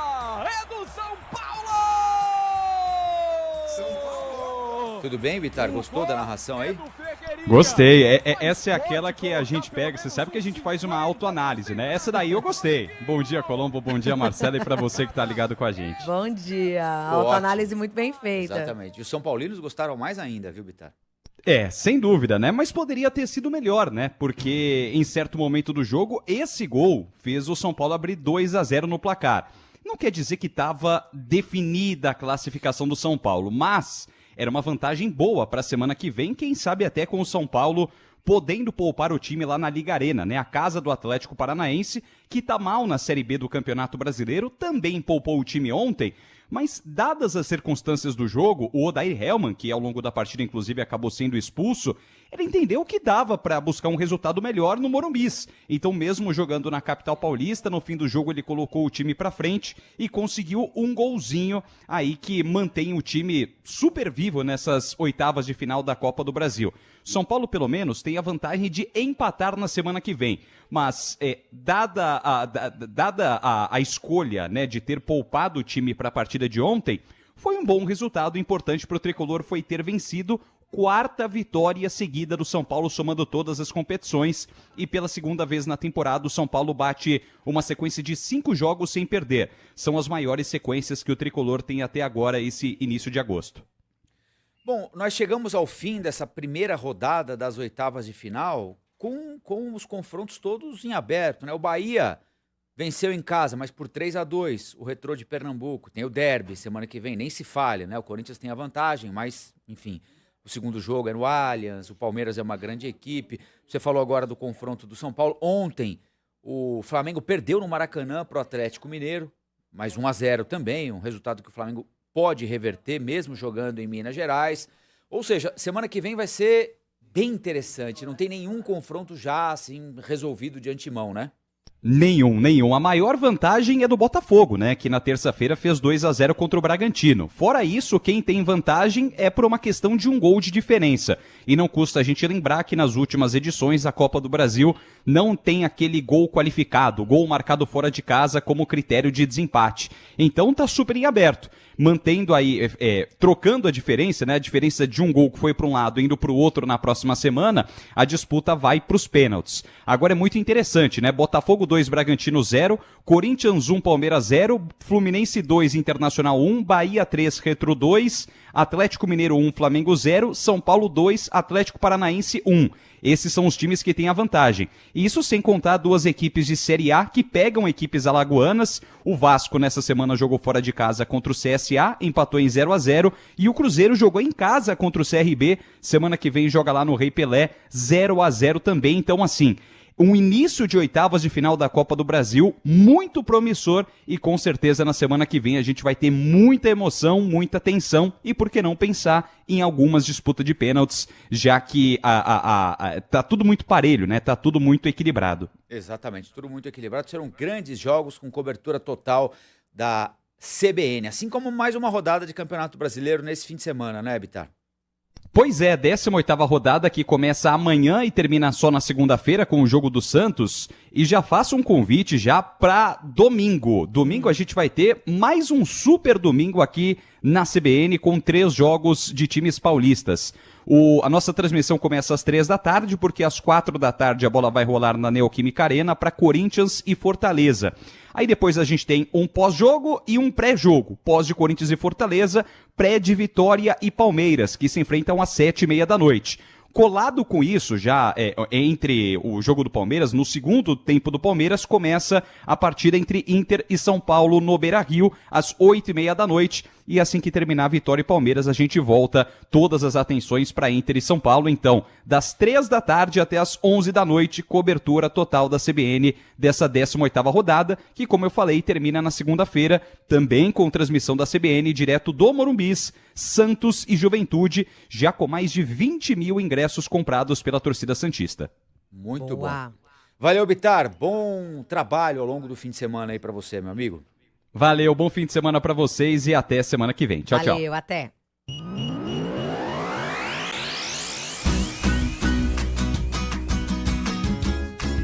NB Steak é sabor, é quero mais, é nunca vi nada igual.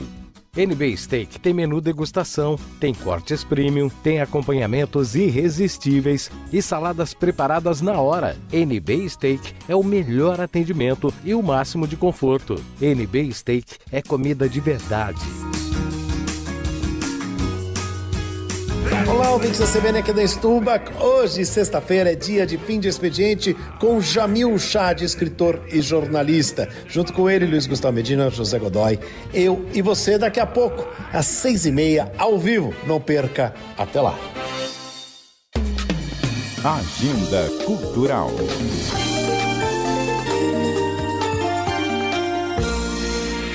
Yasmin Caetano, hoje é dia de dica cultural especial com direito à publicação no site da CBN. Exatamente, Marcela. Só reforçando que toda sexta-feira a gente está publicando alguns eventos, os principais eventos aqui da cidade. Toda sexta-feira, 6h, em ponto, vai ser publicado no nosso site. Então, a edição dessa semana já está lá. Então, alguns destaques são o show da Marisa Monte, que a gente falou na segunda-feira.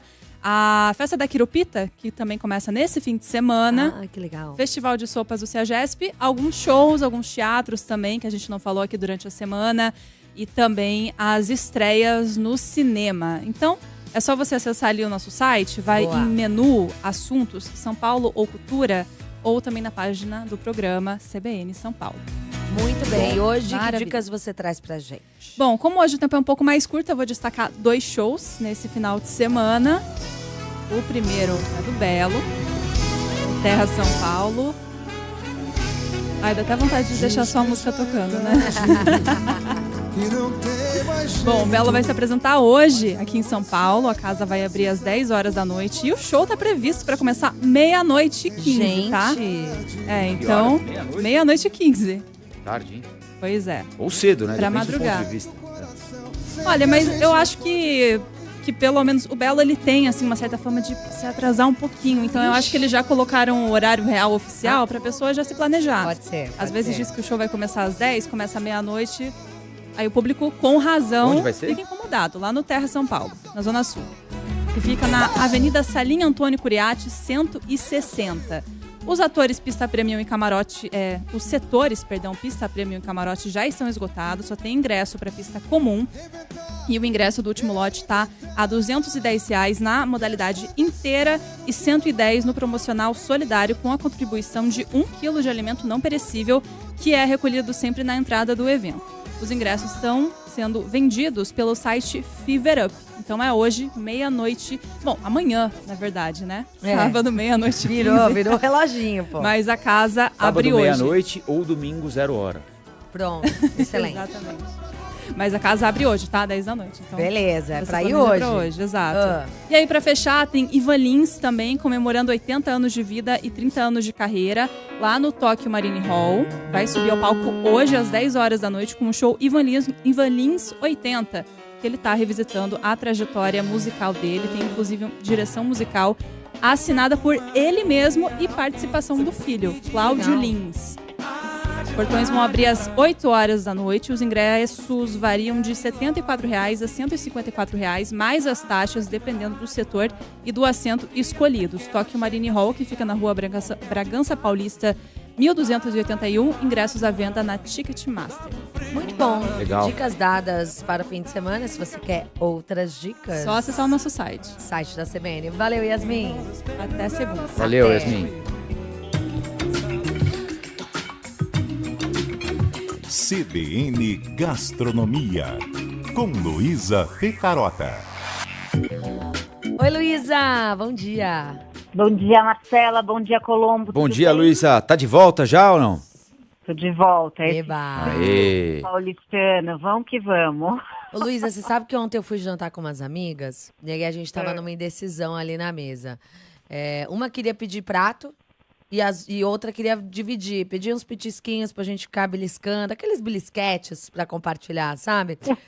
E aí, eu sou do time compartilhar. Depende da vibe do encontro, né? Da fome. Mas eu sou a vibe compartilhar porque eu acho que você tem a oportunidade de provar mais coisas. Porque eu sou gordinha. Provar mais coisas, claro. Nunca tinha pensado.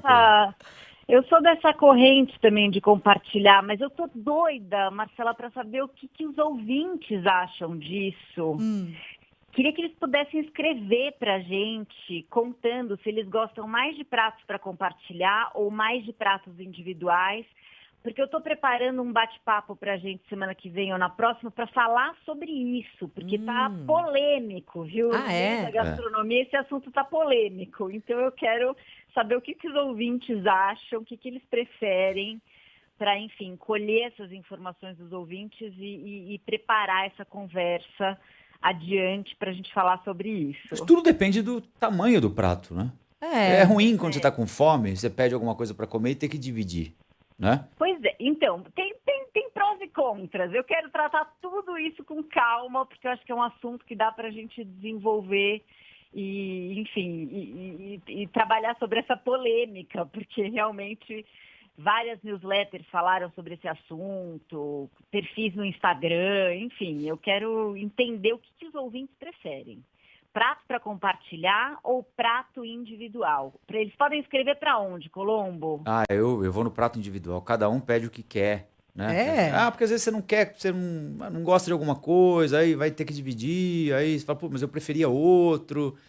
Cada um pede o seu e cada um segue com a sua vida. Eu acho que, eu vou ser assim, eu acho que depende do dia e do ambiente, porque a questão de você sair para torresmo, você não vai pedir, não, eu quero só o meu. Não, eu acho que compartilhar é mais gostoso porque você experimenta vários tipos diferentes, você pede uma batatinha, pede ali uma coxinha, uma coisinha diferente. Não, se for isso, aí é pra compartilhar. Agora, por exemplo, a gente vai sair daqui agora pra almoçar. Tá. Vamos pedir um prato de arroz com feijão e dividir. Não, é verdade. Dependendo do tamanho, aí depende do tamanho. Bom, você que tá nos ouvindo, quer mandar mensagem... Já deu polêmica aqui, tá vendo? Já deu polêmica. Não, Sardenberg já tá aqui se coçando também pra falar. Sardenberg tá aqui querendo compartilhar. Se você também quer mandar mensagem sobre esse assunto pra gente, pode usar o nosso WhatsApp, o DDD é o 11 99911 9981, mas também pode mandar e-mail, marcela.lourenzeto@cbn.com.br. Conta pra gente o que você prefere, se você é do time prato individual ou prato pra compartilhar. Você vai ver que eu vou trazer uma lista de prós e contras de cada um pra gente fazer essa avaliação com todas as informações na mesa, Marcela. Boa. Maravilha. Então, semana que vem eu vou falar de uma chefe que chama Giovanna Perrone, que é do Cellar Cave. Quero falar dela com calma, hoje foi tudo muito apertado, mas enfim, só pra gente já deixar as antenas aí ligadas. Legal, já vão pesquisando sobre a chefe, que semana que vem tem dicas com direito a uma sobremesa diferenciada, viu? Mas eu não vou dar spoiler, a gente fala sobre isso semana que vem e reforço o pedido pra você que tá nos acompanhando participar, mandar a sua preferência, pratos individuais ou pratos para compartilhar. Você vai num lugar daqueles grandões tradicionais ali, de comida italiana, por exemplo, Colombo, tem que ser para compartilhar, não tem como. Aqueles é muito bifes grande. A parmegiana, gigantescos, né? Aí dá para dividir bem. Uma bela de uma feijoada. Não fala, já tá me dando fome. Tchau, Luísa. Um beijo. Um beijo, até semana que vem, bom fim de semana. Bom, nós vamos encerrando por aqui esta edição do CBN São Paulo, que teve produção de Yasmin Caetano, auxiliar de produção Lívia Guedes, trabalhos técnicos de Pascoal Júnior e Priscila Gubiotti. Nós encontraremos amanhã, sábado, às 10 horas da manhã, sem Marcela Lorenzeto, que vai curtir um merecido descanso. Valeu, Colombo. Valeu. Bom fim de semana para todos. Tchau, tchau. CBN São Paulo. Rádio CBN, ZYD 800, FM 90,5 MHz São Paulo. Na internet, cbn.com.br, em nosso aplicativo e nas plataformas de podcasts.